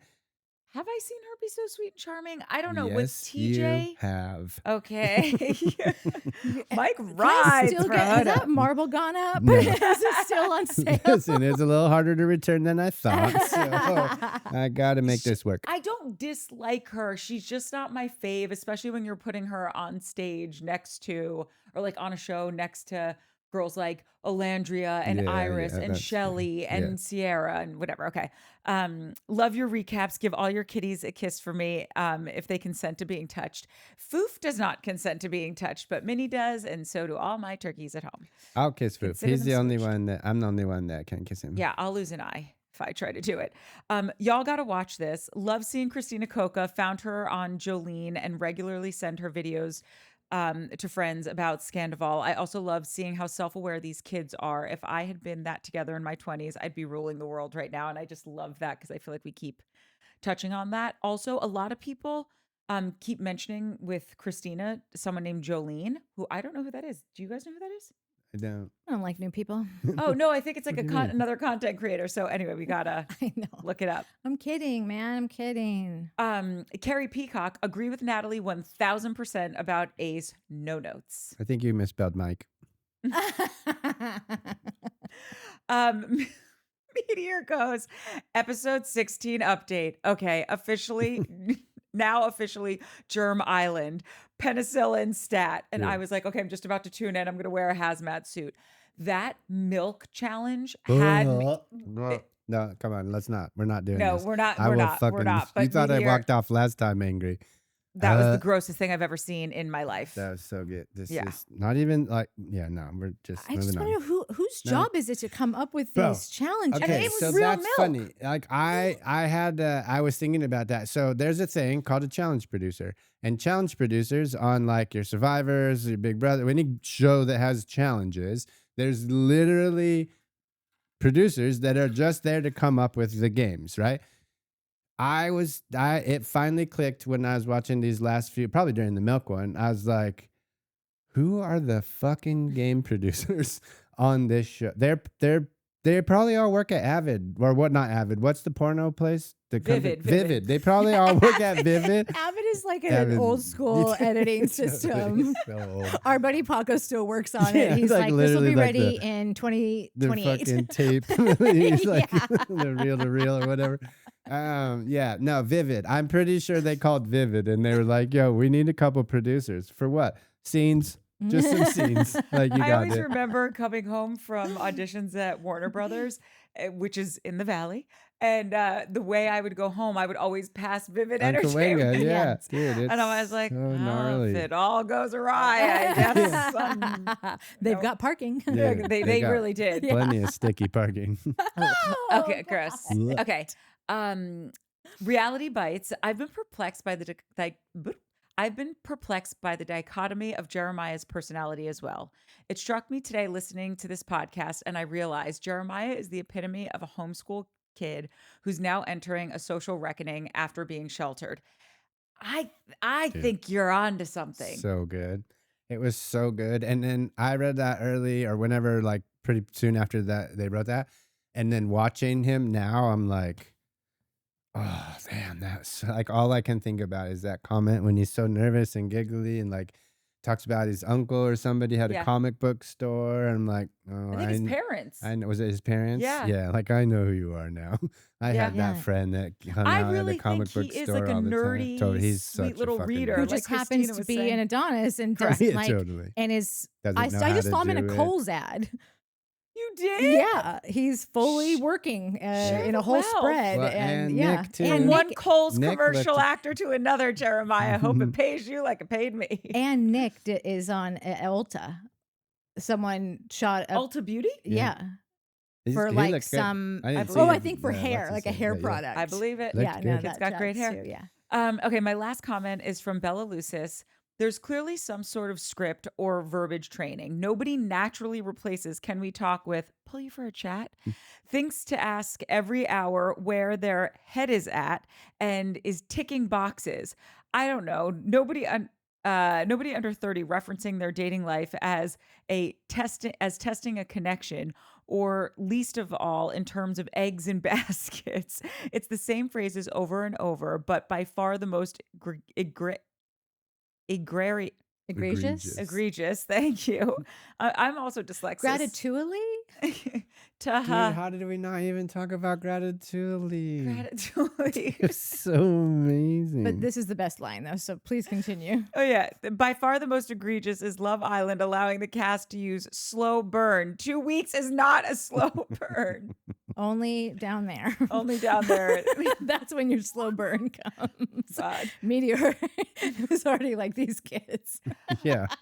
Send some penicillin stat. I just have Yeah, always that's the wondered. slow burn they're talking That about. is exactly right. I just have always wondered, are they telling them these are the phrases we are using, or is it because they've watched all the other shows and then one kid has said something and you want to be like, how did Riz start? One person started saying it and then another person's like, yeah, I like it. And then I'll say it and I'll say it. And I just am wondering, is it that, or are the producers coaching them? For starters, Riz is the best word ever created, in my opinion, as far as a slang word. The best new slang word. No, ever. Period. Hands down. For the history of the world. Riz is my personal, I think it's the best one. That's a big comment. I'm just It's letting you know. huge. Just from what it came from, the word charisma, like such a nerdy, dorky fucking word. And to take that and make the Riz. coolest fucking word, that means you're super cool. Like, it's so deep. It's so deep. And people can laugh at me all day long, but that really is. they Think do. about it. But you'll never guess it. And maybe I forgot what I was going to say. Gratuitously, Uh, probably. Gratuitously. No, there's said it, definitely Amaya? like, and you know, like there's little thing, like The Bachelor has the rose. The Bachelor has the rose. What is it? The Locked in a Cell, or what is the love show that we watched where they not Love Island, Blind. Love is Blind. It has the gold cups, right? Yeah. Everyone's Locked in got a a thing. This one clearly has their catchphrases of, slow burn, gonna pull you for a chat, all their little things. Yeah. So it's I would definitely not be surprised if those things are in the show Bible when it got pitched. Like the thing that says, here's what the show is gonna be. You're done, you said? All right, I'll try to hurry so you don't get a parking ticket. Go ahead. Okay. So, no, I hope we have time to just talk about what I think that she was trying to. I think she was trying to say gratitude, but got tripped up by gratuitously. It's the only Which tracks explanation. because this show is pretty gratuitous. Yeah. And Like in Wayne's World when it has that thing, gratuitous love scene, gratuitous sex scene coming, and it flashes across your screen. Gratuitously. Okay, sorry. I'm glad we got that out of the way though. Dude, Go on. Amaya is the fucking best. Live a Darling Life. What a great all caps collab. I love Christina Coca. I laughed so fucking hard listening to Paige and Hannah's pod. That Fiji story about killed me. Great app. Love you all. Love you back. And if you didn't hear, what we're referring to is Paige explaining on Giggly Squad the why she disappeared halfway through an act or a thing. It was so funny. Dude, it was seriously the funniest. And the funniest part, I don't even think I mentioned, was when she was like, oh, I'm going to get railed for wearing the same outfit. All of a sudden, no one's into sustainability anymore. I know. When we told it that was story, we forgot to mention the the funniest funniest line, part, which yeah, is like, that- no one's into sustainability anymore. I do love what she was like. I just told him, I'm going down. I'm going down. When she's looking at the medic, like, I'm looking at you to tell me if I'm okay. Dude, that shit was funny. We got what we need, right? This is just a message from Christina Coca. Thank you so much for having me on. I had so much fun, and if you didn't know it, so did we. It was such a blast. I can't believe.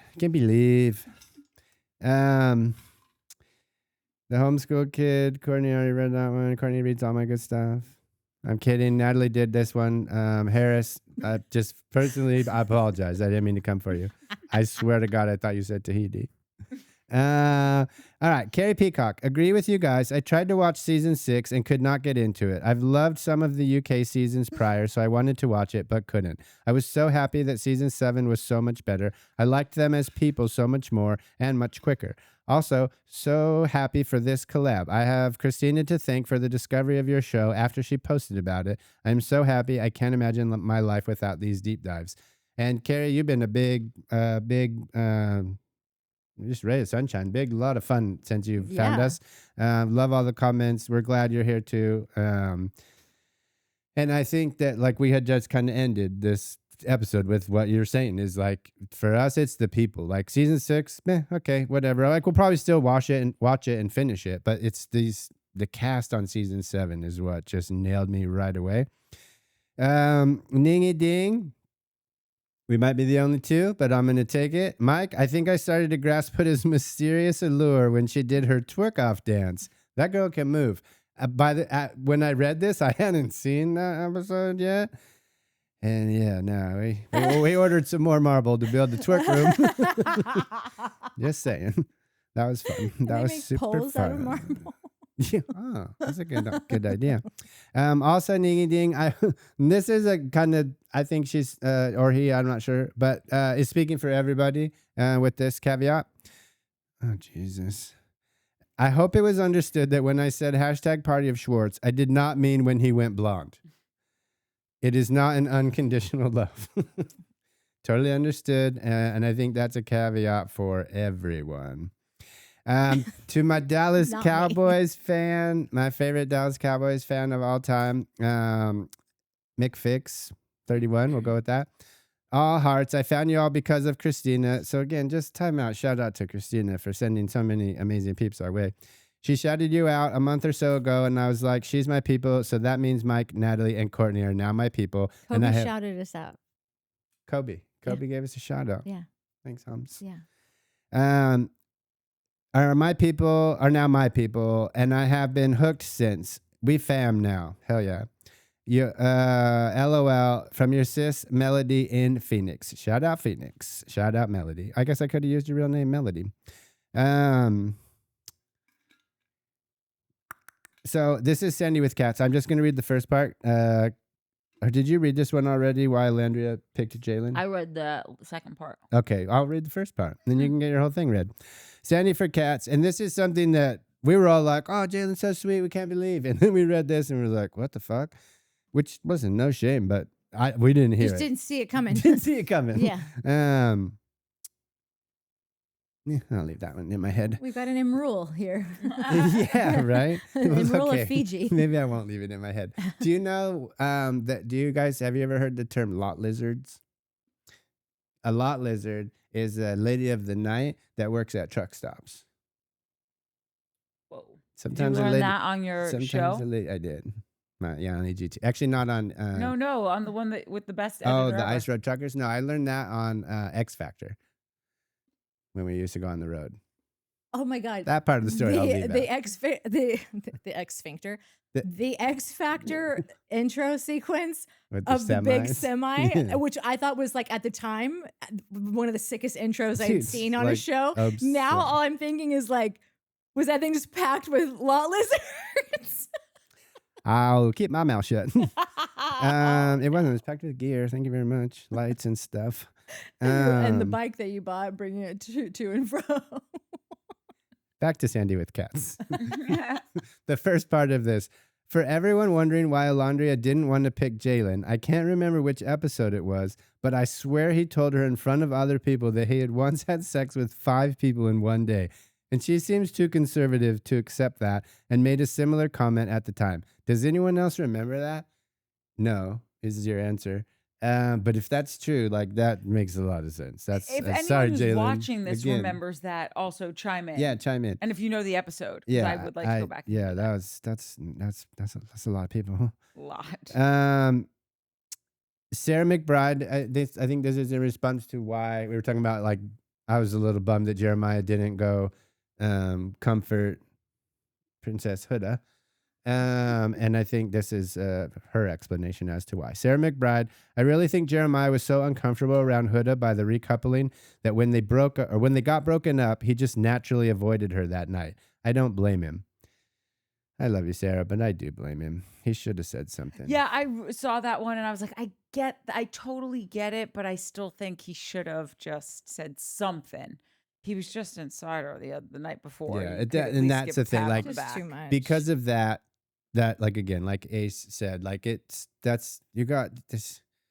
That's the something. That's the extra step. Now shit means something. You got to do a little more. You got to take a little more care. And even like shitty Ace, even Ace Hole knows that. yeah, dude, like right. Oh, Like if the God, one dude you that nobody hate likes him. said I that, really then you do. all got to fucking take it to the heart. But like, and like Natalie said earlier with Nick, like, bro, save that shit for 24 hours after you bang this girl Yeah, for the first time to be like, well, I don't just keep it in your head. The words only come out if you open your mouth, dummy. Yeah. That's all I got. Well, that's Okay, good because I great. have to move my car. Yeah, perfect timing. And we're back. That was the craziest hour and 17 minutes of television I've ever watched. I have not been so blown away by a TV show. And I was trying to remember, I was on my feet pacing. I think I even did like a goal sign. At one point, you At did, one yes. point, I don't even know why. Oh, I know why. Because I thought Ace was going home. That's when it was. I thought for a split second before I realized that's too easy. That's too good to be true. And for anybody out there who's looking at me being like, dude, was he crying for the last 45 minutes? No, I found a bunch of weed and I smoked it all. And that's what Mike, happened. I was crying for the last 20 to 30 minutes of that episode. Good for you. I wasn't.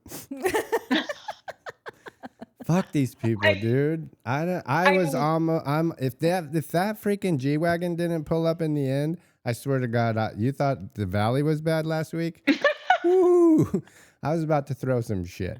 Like, I'm real upset. But I'm telling you, there is something like I do not believe if Amaya would end up being the one to get sent home and say like TJ or Austin, Yeah. I don't know. Like I don't think a fucking G-Wagon would be pulling up to anywhere. No. But I have to explain something to you. This has never happened before. All right. We have never No. seen this show and we understood that this has never happened. Oh, before. okay. Like The there's Bachelor? never. Is this like The Bachelor? This has Oh, never yes, happened yes. before. This is the most The most dramatic dramatic season we've season ever of all witnessed. time. Yeah. That's exactly right. Like there has, first of all, we were talking about this earlier on the episode today. They're doing Casa Amor totally differently. And we've never had, maybe they did it on the UK version and it ended up great and they wanted to see how it played on the American version. I think you're right, Nat, that this would have never happened if it was like TJ and Amaya that had gone home.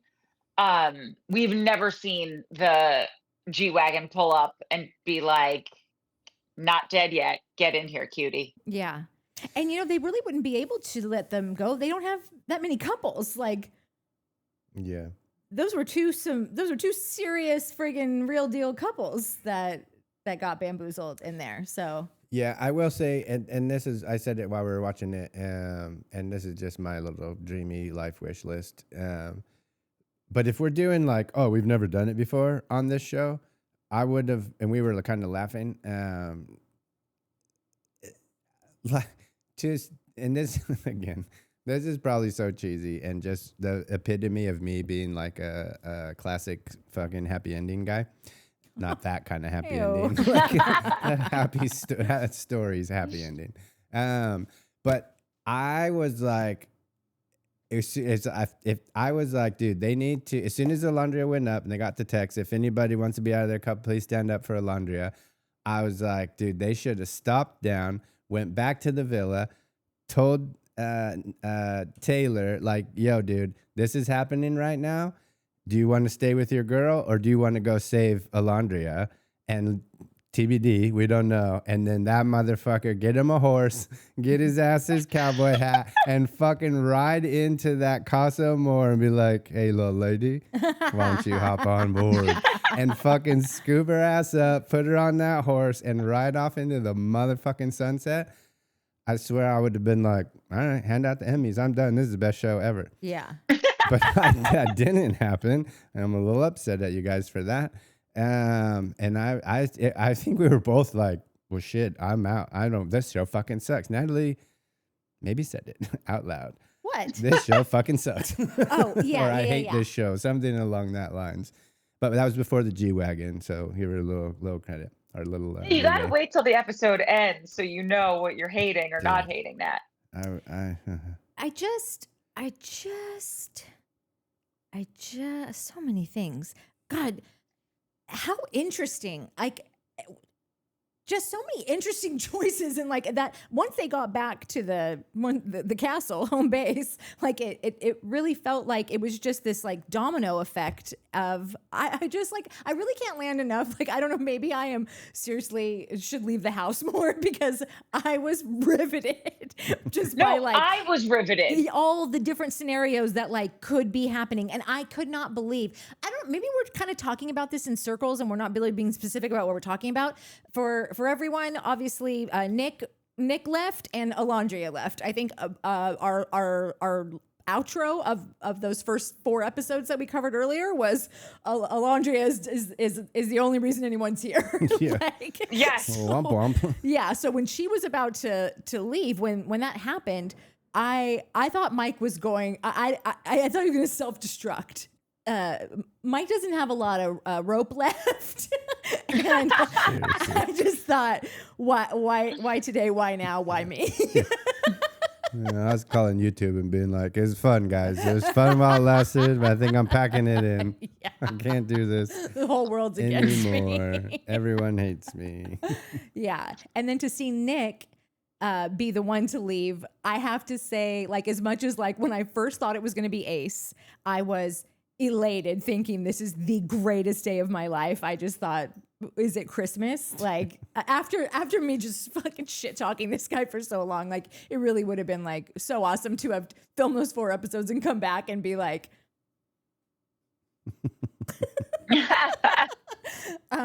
but Nick, I've never not liked Nick, but he has proven himself so time and time again to just be like, he is here to get it. Like I said, I think I called him 31 flavors yesterday. Like he's here to get a taste of everything. He thinks he has found like the one, like what is it when like it's like a get out of jail free card, but it's 6 weeks of it, or like it really seems to be just like the most ideal situation for someone like him who would just like to sample everything and let everyone sample him, because I think he probably thinks we're all enjoying this because he's a little treat too, you know, he's a little cutie, and so I was not bummed to see him leave, because I just thought he's not taking this seriously. He's not here for Sierra. Sierra is in a whole mind fuck right across, you know, few doors down.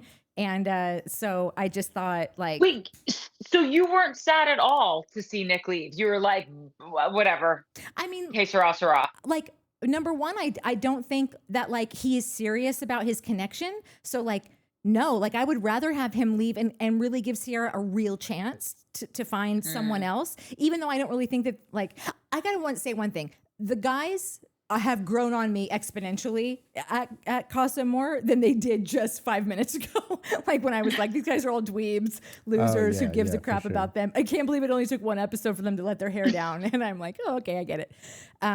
But the other reason though that I find it so interesting that Nick isn't there is because I think that Nick has been Ace's little like right-hand minion this entire time.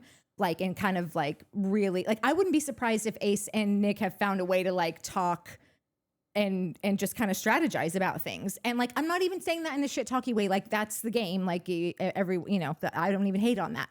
But I think that Taylor and Austin, I think that if Ace was trying to do anything manipulative, I feel like they will be so much harder to strategize with than I think Nick was like down for the cause more so than the other 2 guys would be. So I just think I'm happy to see Ace lose his right arm kind of, and just kind of see how that affects how he moves going forward. Because if he tries to get Austin to do something that Austin clocks is like, that's kind of fucked up, or that seems mean, or whatever. I don't know. I think Austin will call that out. You know. Yeah. Mike, were you bummed to see Nick go? Not really. I don't think I cared as less as Natalie, if that makes sense. But like, Obviously, we were all devastated to see Alandria go. Yeah, Like, that couldn't was a believe it. trip. Mind blown. I literally have in all caps, like, Alandria is a queen. I don't think she could have taken it any better.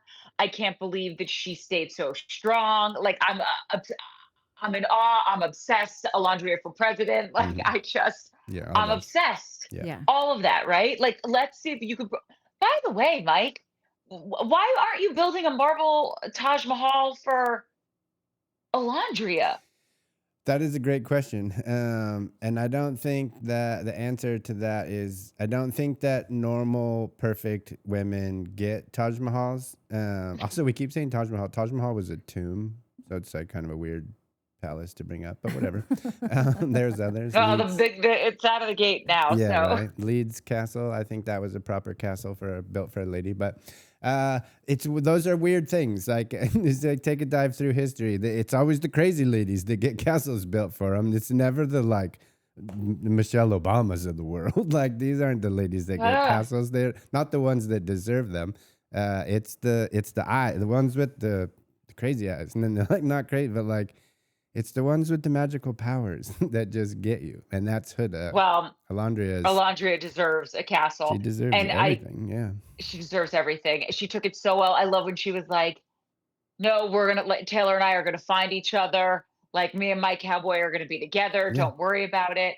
And then I will say, when we went over to the villa and Nick was voted off, I have some stupid soft spot for him. It's not that I'm not seeing what you guys are seeing, because I am. I'm still blinded by the love that I have for him. When he's leaving. You know what? We should probably check on Christina, because she was. Oh, shit. That was her boyfriend. Her boyfriend she's either real sad or super happy. Christina, I hope you're on the happy side. I hope Nick's coming to New York to find you. Fucking forgot about that. Yeah, Coco's mad. Oh. But not to make her even more sad about this, but did it not get you guys when he was saying goodbye to all the other dudes and Ace is like, that's my best friend in here, and then Taylor goes in and like nestled his head into Nick's neck and he's like, you're my dog, man. Like, that didn't. It got what me. Do you have a lump of coal for your heart? No, it got me. Like, I love that. And it got me to be like, it got this episode especially. And I'm trying to, I think when Huda and JR, is that his name? JR? TJ? TJ. JD. Oh, JD. The guys. Yeah. When they had their conversation, I am and I know this about myself, but sometimes I forget. I love a conversation. I love eavesdropping on a conversation. I swear to God, it's why I love Love is Blind. It's why I love the first part of that show so much, is because I love listening to interesting people get to know each other and just talk about things in their lives and how they became the people that they are. And that's when I find myself watching this show with that big shit-eating grin and just like so joyous inside and happy to be watching something. Yeah. Is those moments when people are talking and becoming friends and loving on each other and all that stuff. I always say, I have my friend Timmy. Again, I'm an old guy. My male friend Timmy was the first friend to ever, like the first dude friend to ever say that tell me I love you. And it was like, whoa, bro, what? And he was more weirded out that I was weirded out. I wasn't weirded out, but no one had ever said it before. So it kind of took me aback. And now I'm like, oh my God, I fucking love that. So like these dudes are like, oh, I love you, bro. I love you, bro. Again, it just kind of goes to that new generation of like, I'm going to say how I feel. And so, yeah, it did hit me.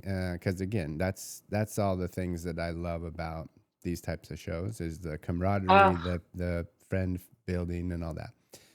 But I also Nick is fine. He's just he's just like whatever. I think he's kind of just here for the ride, and I don't think he's kind of Yeah. serious about the game or finding love. I don't know. Like he's just not doing it for me. But he was also the first person that I didn't like. Like of all the people, he was the first person that I got the like. I don't know about The this dude ick. vibe. Nick gave you the ick. Yeah, I got the ick, Nick. He's just unreliable. Yeah, I think that's it.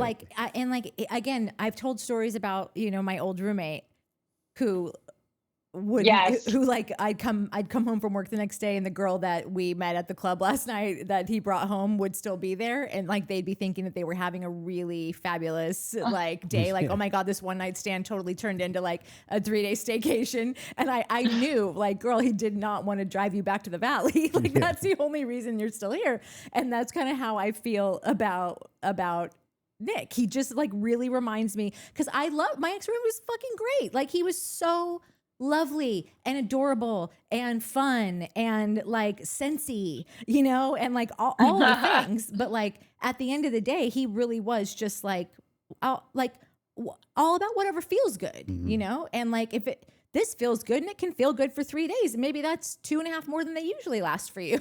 But it's still going to be a 3-day thing. Like that's going to be that. Yeah.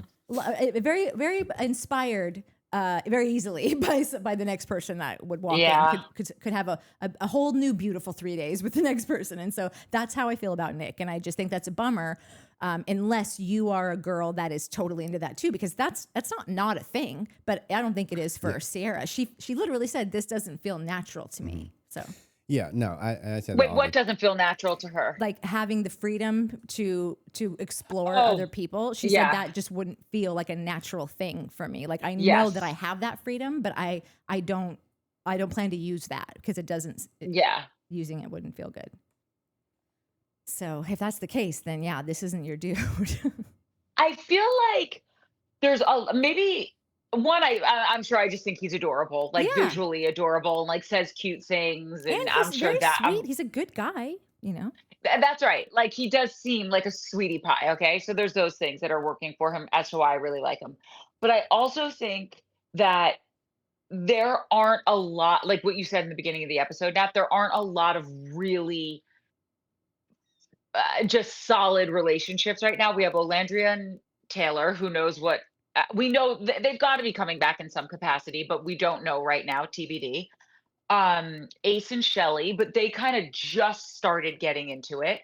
And then Nick and Sierra.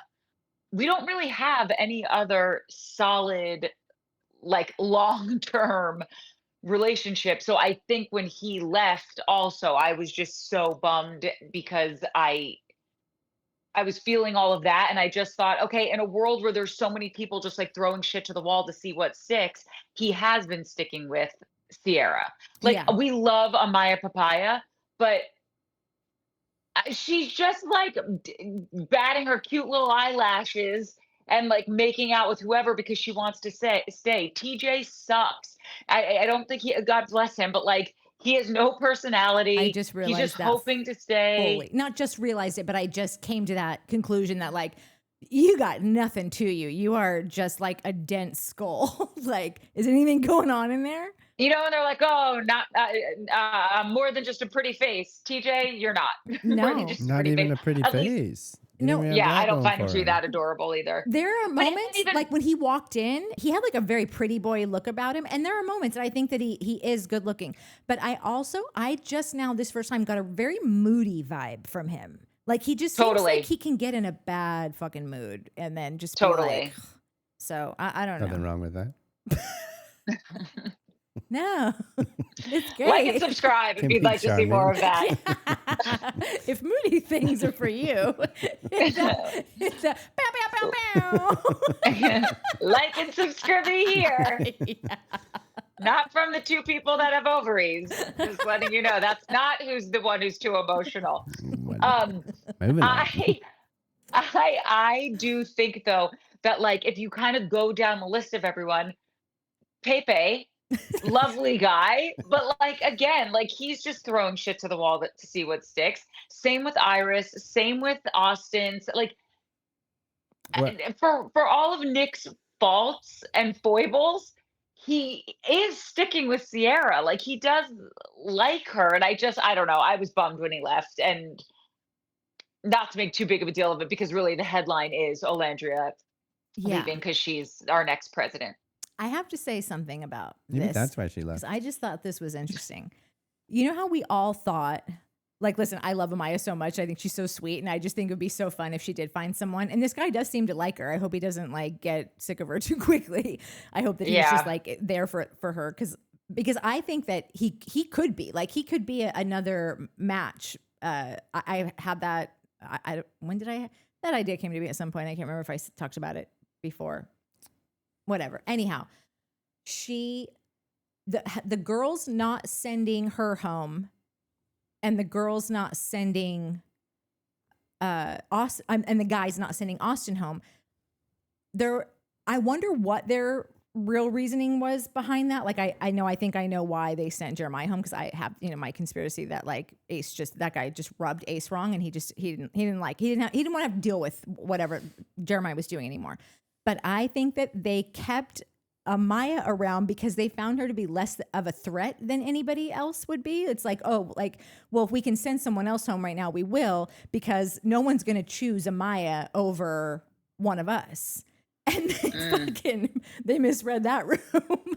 And also for them to choose Austin, that girl chose Austin over. Yeah, I didn't see that. That I really didn't see coming. She seemed like she was all in on Nick.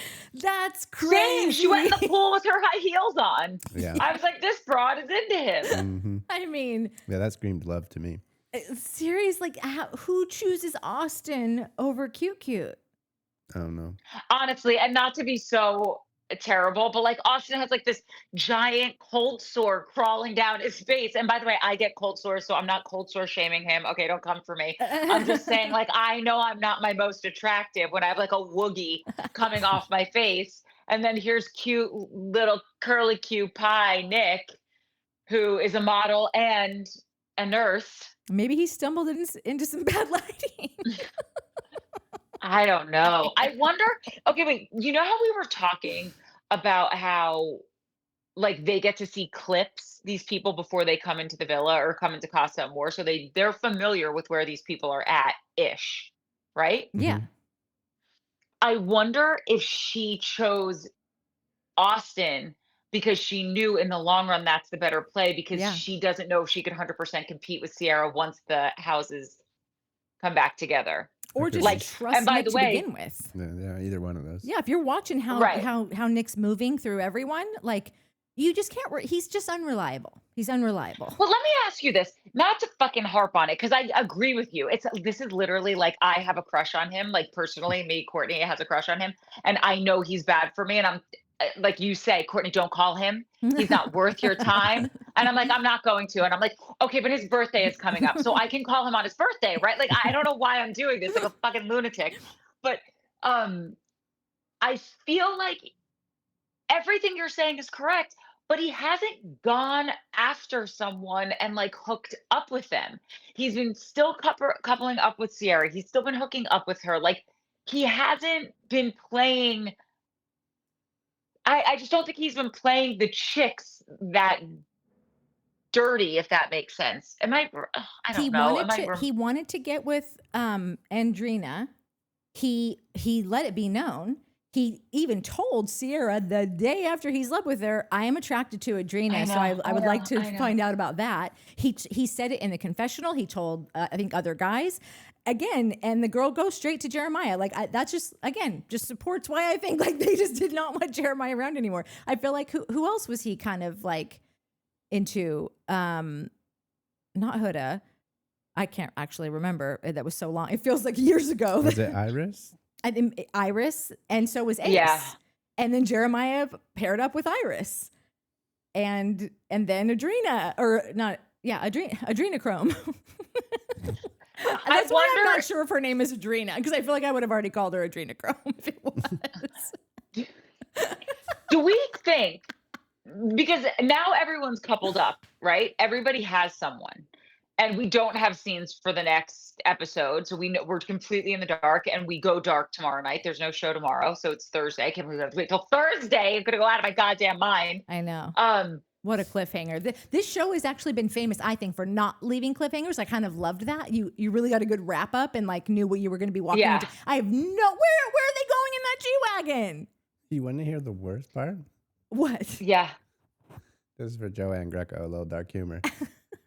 Thursday, we're going to be at Eric's fucking thing all goddamn day, and all we're going to be wanting to do is watch this fucking stupid show. Love you, Dad. Hope you got a good room up there. Seriously, buddy. Hope they got cable in heaven. If they do, get yourself some Love Island. Wait, did we lose Courtney? Oh, Courtney.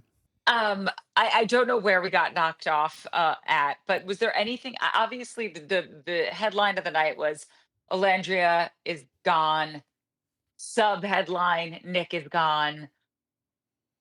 We're mortified. We believe they're coming back. There was a G-Wagon. There was a G-Wagon involved. Also, everyone, we just had some technical difficulties. Courtney switched from her computer to her iPad. It looks oddly different to me. I don't know how it's going to look once this whole thing's exported. It looks terrible. We're going to get all these wrinkles. Well, we're going to try to get all these wrinkles ironed out. Yeah. But so anyhow, the only other things, there was a G-Wagon. That is really the takeaway of this whole thing, because we have no idea where they're going. You're saying nothing like this ever happened before. I don't really know. Mike and I have never watched this show before, so we don't know.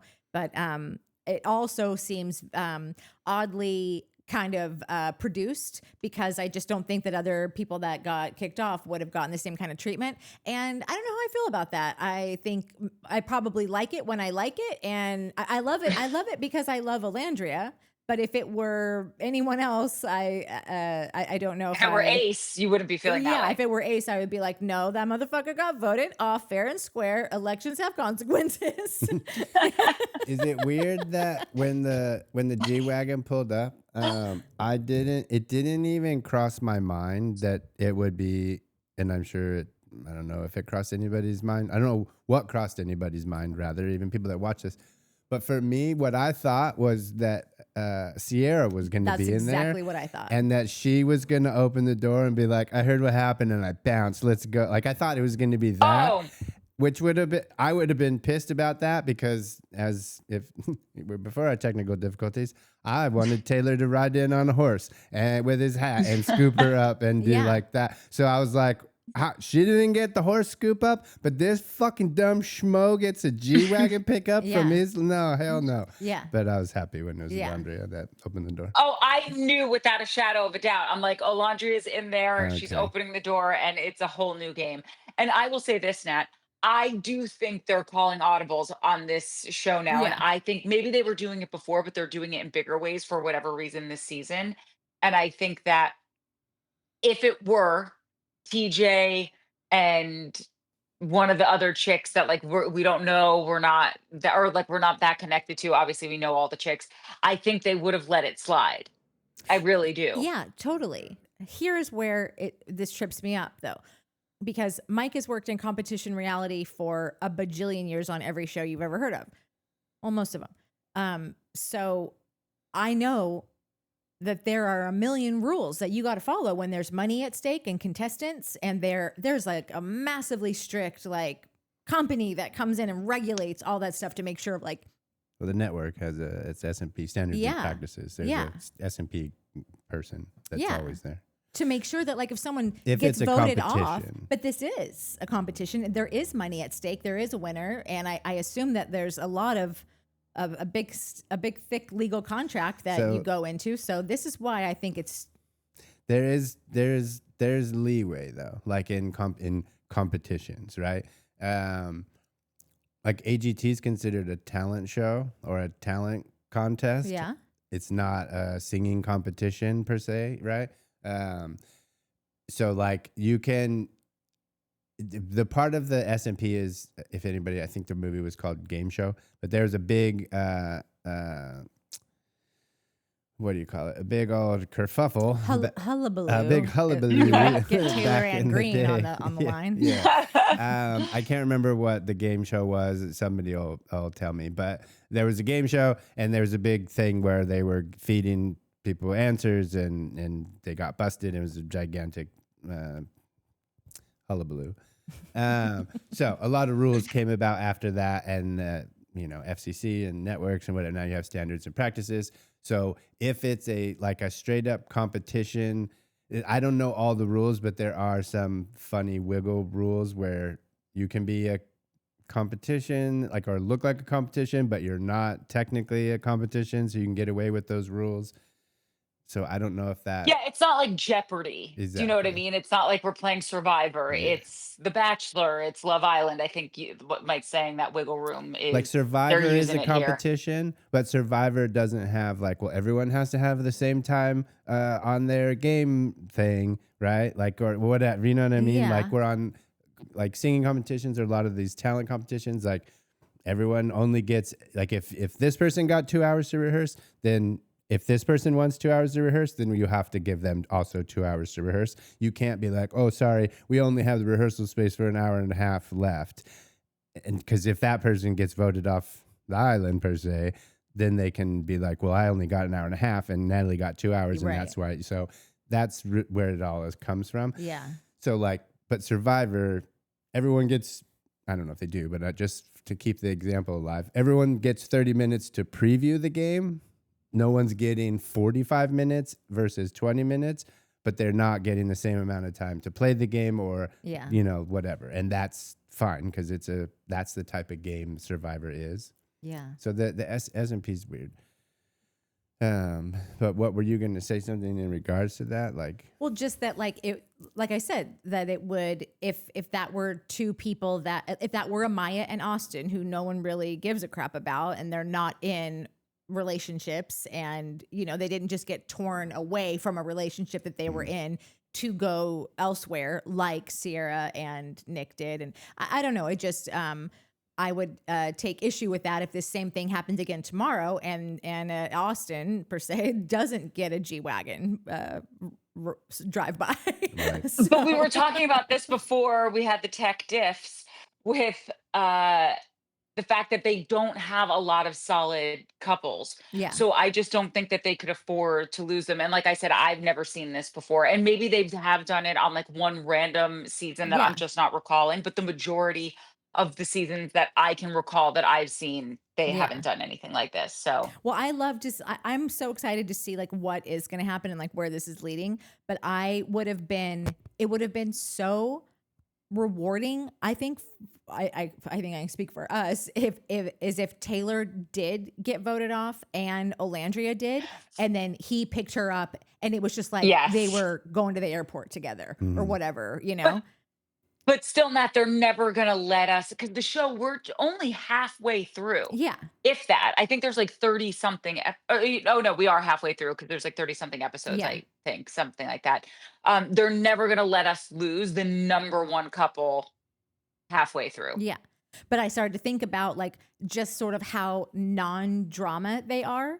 And you just never know. You never know what shows are trying to there's no Jax Taylor on this show. If Huda is still Thank God. hasn't Yeah. totally yes, thank God. But Jax Taylor's still on a fucking show and Sure. Alandria's not, maybe now. But that being doesn't said, make any sense. so and listen, this is in regards to who the crazy you want to watch is, that we got Huda, right? Huda's our Yeah. crazy that we want to watch on this show, and I think she's chilling out now and maybe just had a couple bad days. Yeah. We've all been there. So I think that it's that is such an old school way, and I'm not even shitting on it, but such an old school way of thinking and watching TV and reality TV is oh, we need the villain, we need the drama, Yeah. we need everybody screaming at each other. But there is this new thing of everybody's pissed at the Valley. Everybody wants Jax off TV. Everybody's tired of the fucking raging, narcissistic, toxic dudes and fucking relationships. And everyone in the comments kind of whoa, next gen, these kids. Yeah, these 20-year-olds on Love Island. What's happened? These guys are great. They're so nice to each other, respectful. So I think that there is that old school way of thinking of oh, we need the villain. We need these people and we can't get rid of them.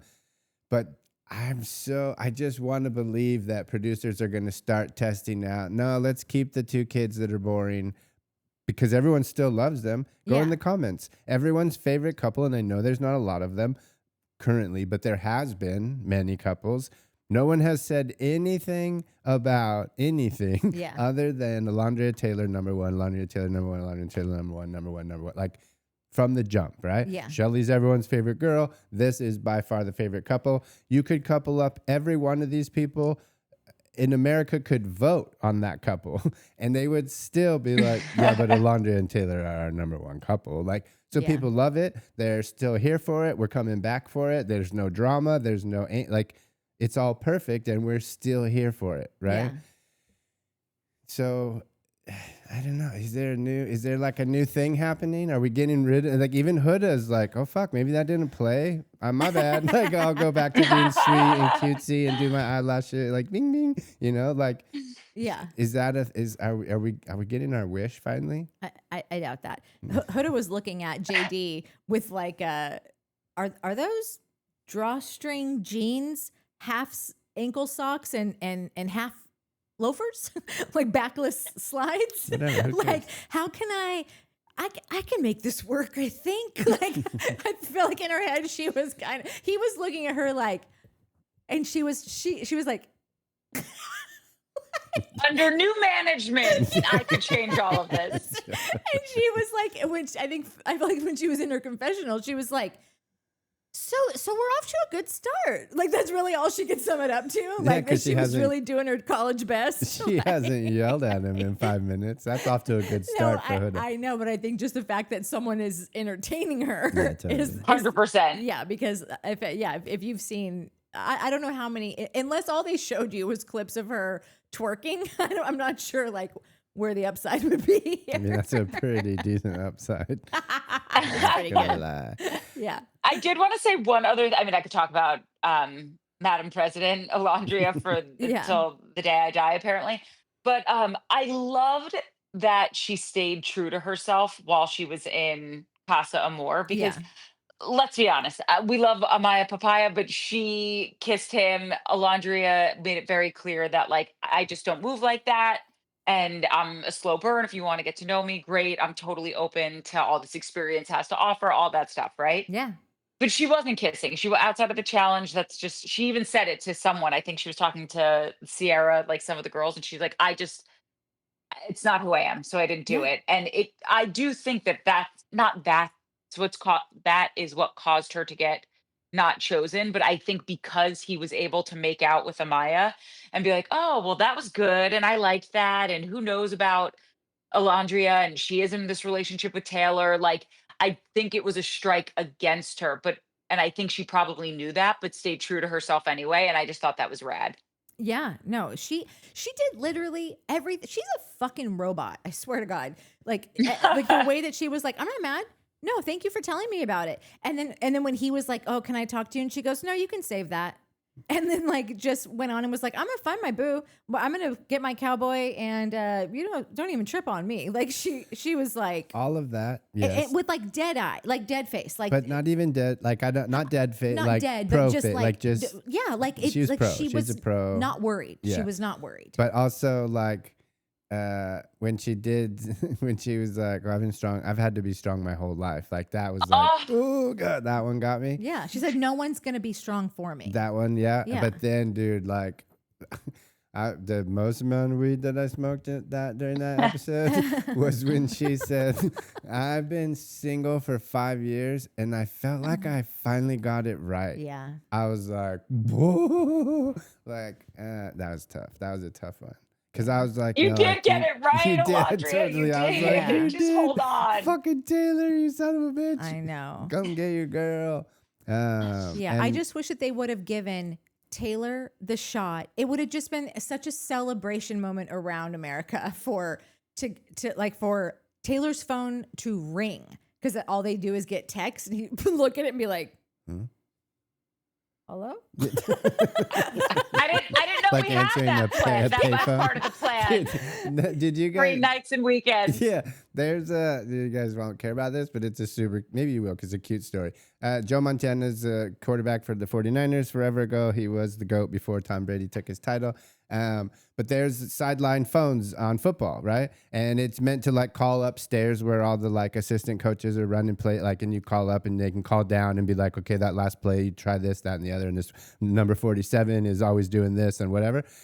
And Joe Montana, who's classic for like sitting in a game, like there's a story of him in the huddle during a Super Bowl and he spots like John Candy or something in the crowd and they're down, like there's like 3 minutes left. He needs to score a touchdown to win the Super Bowl. And he's like, oh man, John Candy's up there. Guys, check out, it's John Candy. And they're like, hello, let's fuck. And he scored the like they won it.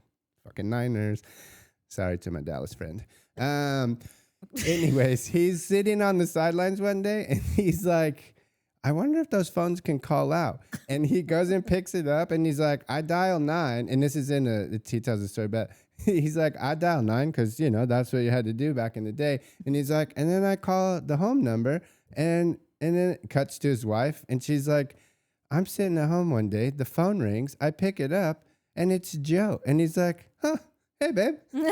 And she's like, honey, what are you doing? Aren't you in the middle of the game? He's like, yeah, I'm on the sideline phone. I just wanted to see if they call. Yeah, they did. He's like that. Again, I'm just wondering.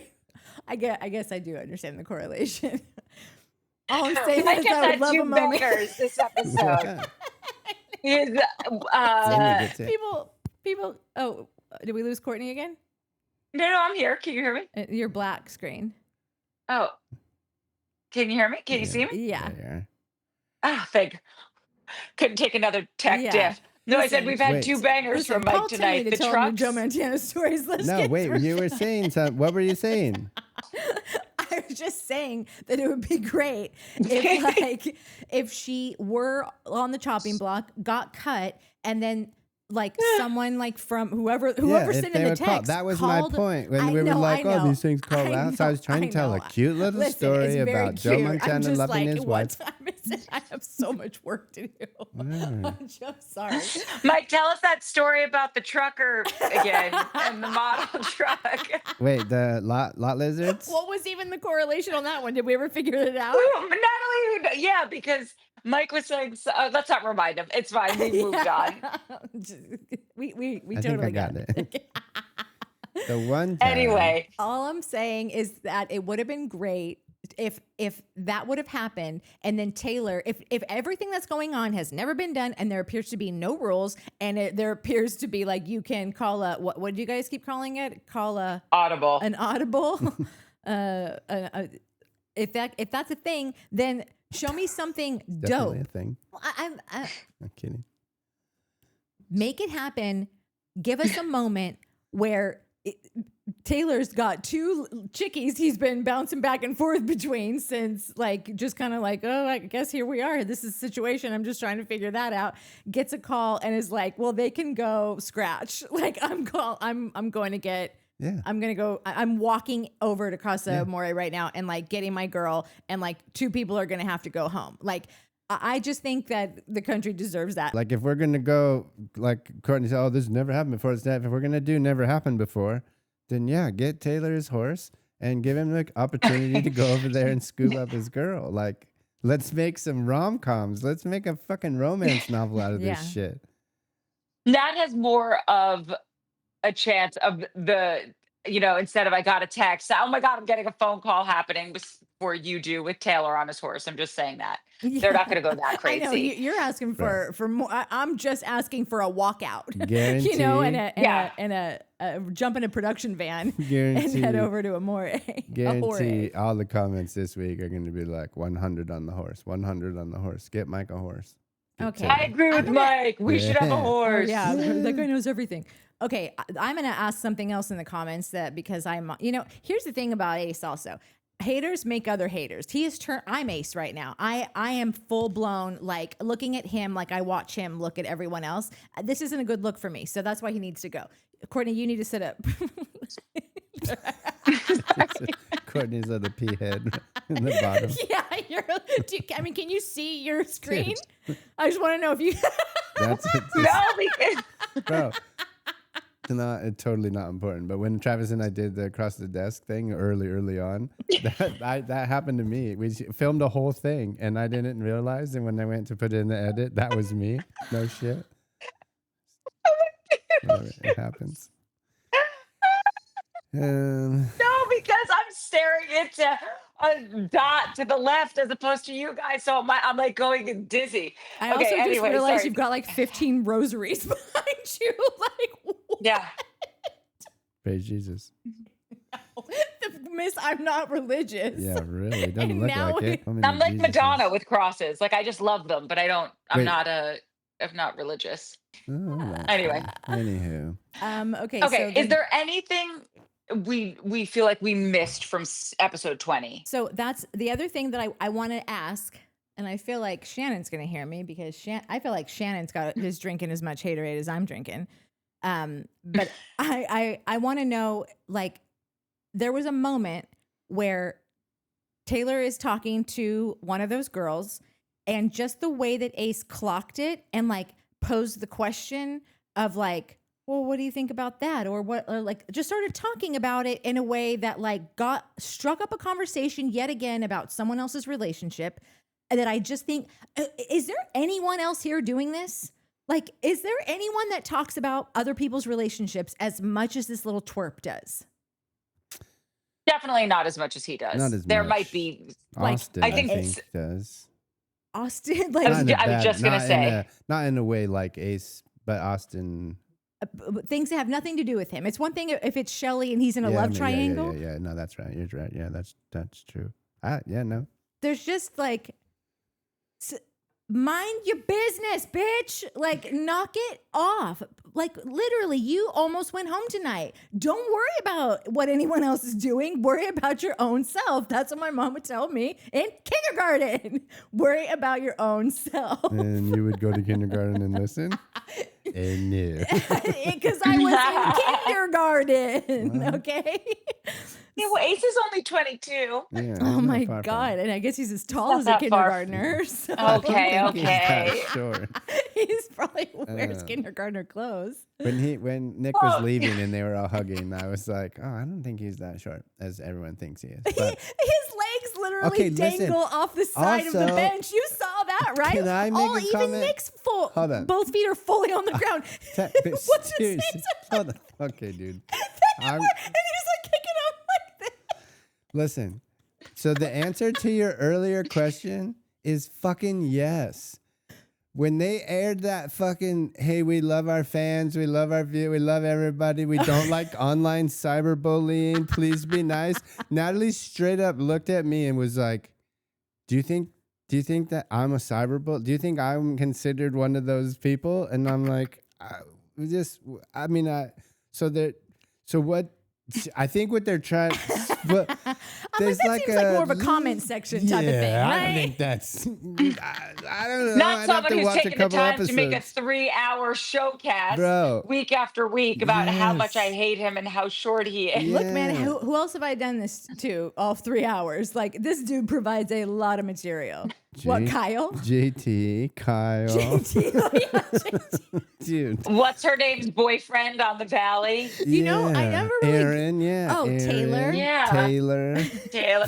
Jax, which, like, we'll let that one slide, but whatever. You could have an opinion about someone acting like a real a-hole. Yeah. I just feel like when you get into their looks, that's when we get into dodgy territory. Well, That's just my had you been personal talking about opinion. how there's what did you call it? Oh, which I hate it, a woogie coming off of someone's face. I said me. I Yeah, go she when was I talking have a about herself. woogie coming. No, I- you were it's just fun. saying that about about. She was the woogie part was when Like- she Was me. said, Like, What yeah. even? I said I've never no even heard that word before. It's so disgusting just to think about it. Okay. A woogie. The I will rip these earbuds. You say that shit. we got another stormer. We got a runner. Another runner. Yeah, 2 F's in a row. Sick. I'm not the only crabby one around here. Oh my God, guys, what else do we have to say about this? Oh, I have another thing. Oh, great. Austin. Oh, Jesus. Austin walking into the bathroom and going, "Who's excited to sleep with someone new in their bed tonight? I am." I did not appreciate. Like, Austin, either you are a total dick, which is like exactly the opposite of why I've been tolerating you. Like, I literally just in this same 400-hour episode that it will eventually be, I was saying Austin is so nice. Like, you're like, oh, we like him because he's quirky and kind of like just funny and whatever. And I'm like, no, I never liked him because that. I always liked him because he has a good heart and good vibes and just wants everyone to like live and let live and whatever. Either you're a dick because you said that, or you're not thinking that she's going to see this at some point, which makes you stupid. So are you a dick? Are you stupid? Or are you a big dumb stupid Or are dick? you stupid dick? Yeah.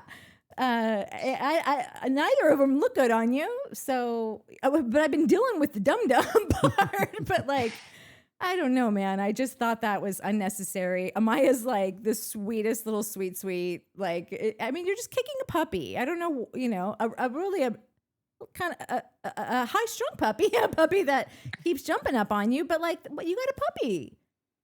That's what happens. Do you think it is funny that Amaya doesn't? She's so sweet. She's so sweet. And so I even feel bad saying this because I think she's trying to be aware. But like when she went up to Zach K, I love how they're calling him Zach C and Zach Yeah, K right? when it's Like, really just how you spell the name. Yeah. So now it's like, I just feel like it's part of his name, like Zach K, like Jack K. Yeah. Anyway, Like when she was with Bella Dash. Bella Dash, Bella Dasha. So with Zach K, she was like, I just want to tell you, I'm not clingy. I just want people to do what they want, to be free. And I don't want to be like that person. And I'm like, oh, sweet baby girl, own it and you're free. You are. She was with Austin for literally 5 minutes and she was clinging on to him. I'm so happy I'm with my person now. And we're just like so settled. And we're the most solid people in the villa. Like she just hasn't clocked that about herself yet. Yeah. No, she also I feel like maybe you just did this too. Didn't she list off like 7 love languages?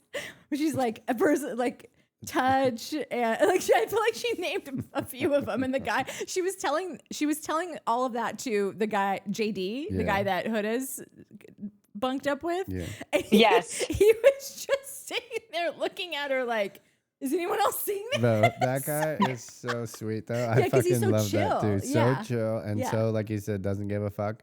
I never seen that's the second best, and I don't even like those kind of old school 90s like 909 type glasses that he had, but they fucking looked great on him. Second time I've ever seen a pair of glasses and been like, holy shit, those work. The first ones were that guy I hate, but the gold aviators what's his douche? John Heilman. Oh fuck, I hate that dude so much. But dude, those glasses he had that one day, or he was on Bill Maher. Oh, those gold aviators. Whew. He's got great style. Yeah. But I loved when he was very sweet to Amaya when she started crying. that's what I mean. When he was Yeah. like, you just be yourself. Like, you don't have to hide it. You don't got to hide it from me. Like, let it out. If you got to get it out, get it out. He was so sweet. That guy is so sweet. So sweet. Yeah.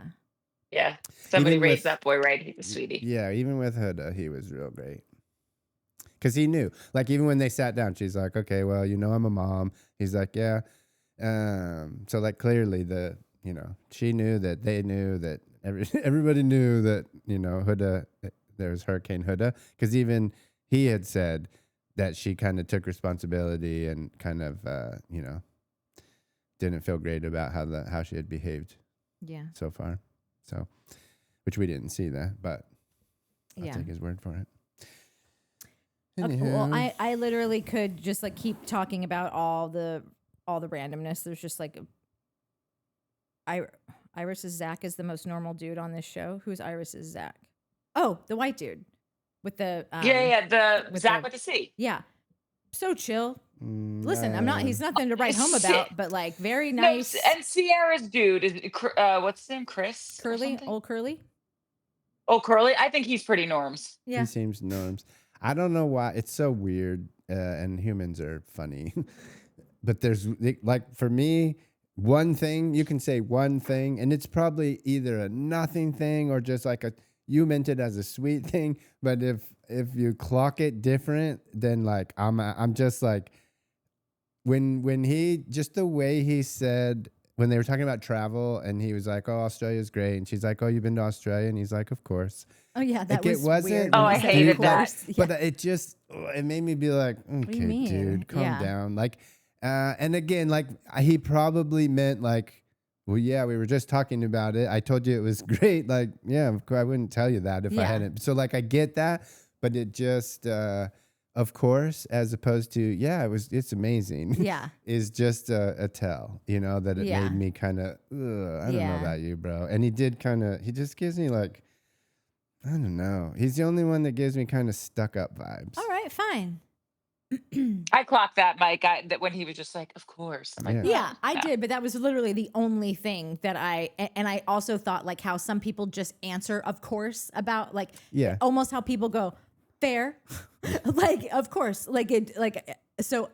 I took it as a nervous tick, like Yeah, like I said, it because could, like, nothing yeah. else tipped me off in that respect, like that he's stuck up or whatever. But the night is young. Again, so many just the dumbest shit. And Yeah. I'm sure everyone has their own little things where they just look at people and they're like, I don't like the way you did that. And it's so stupid. Yeah. But the way he put his sunglasses, there was a shot of he put his sunglasses and I was like, and maybe it was because of I'd already had a vibe about him of Yeah. like, oh, this guy's a dick. But then he just kind of put his sunglasses on in a douchey way. And I get Yeah. it. That's so lame. But Yeah. like, I don't know. I haven't gotten the vibe I'm getting from him from anybody else. I've gotten, you're kind of a cute dummy. You're a sweet heart dummy. You're a clingy girl, but you're super cute and funny. Everyone's cool and nothing. But he's, again, Nick, I got the first, like, I don't know about this dude. And listen, I things could listen. I think those are the only two things I heard about the guy. Yeah. So like this next week he could be Prince Charming, and I'm totally willing to accept that. Yeah. Next week, just Thursday. Oh my gosh, You'll have that's to wait right. till Thursday. Whew, yeah, this next episode. Well, while I was waiting for, I loaded everything earlier that we shot, and while I was waiting for the little like AI chopper thing to chop up all my angles, I went ahead and made the thumbnail, which is no longer going to be, because it was Huda's Hail Mary, because I thought this was going to be about Huda getting a second chance redemption at the second half of the season, and now I think it's going to have to be Alandria and God Save the Queen. I like that. I love that one too. God is a G-Wagon. God is a G. Where is this G-Wagon going? I'm just gonna say it actually would be funny if you had their faces on there with it like coming out of a G-Wagon being like, where are they going? Yeah, maybe I can do it. I'll try to add a G-Wagon on there. But now it's gonna be Queen Alandria, Madam President Alandria. Yeah. Okay, let's wrap it up. I got to get the fuck out of Dodge. But yeah, like and subscribe. See, Yeah. tits mix scoots. What's tits mix scoots? That's minis. That's what you call mini. That's right, mini tits mix scoots. No, this a lefty. Oh, hi. Oh, we're kitten. blinking. All right, Yeah. like and subscribe. We love you guys. Love Next you, up, bye. this is the Valley.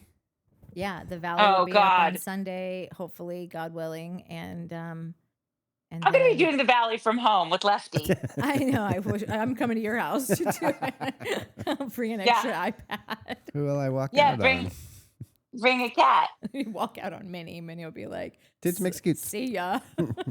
Minnie walk out on Love me. you. Bye, guys. Okay, love love you. you, Like and bye. subscribe. Fantastic. We love you guys. Yeah. Yeah. Like and subscribe.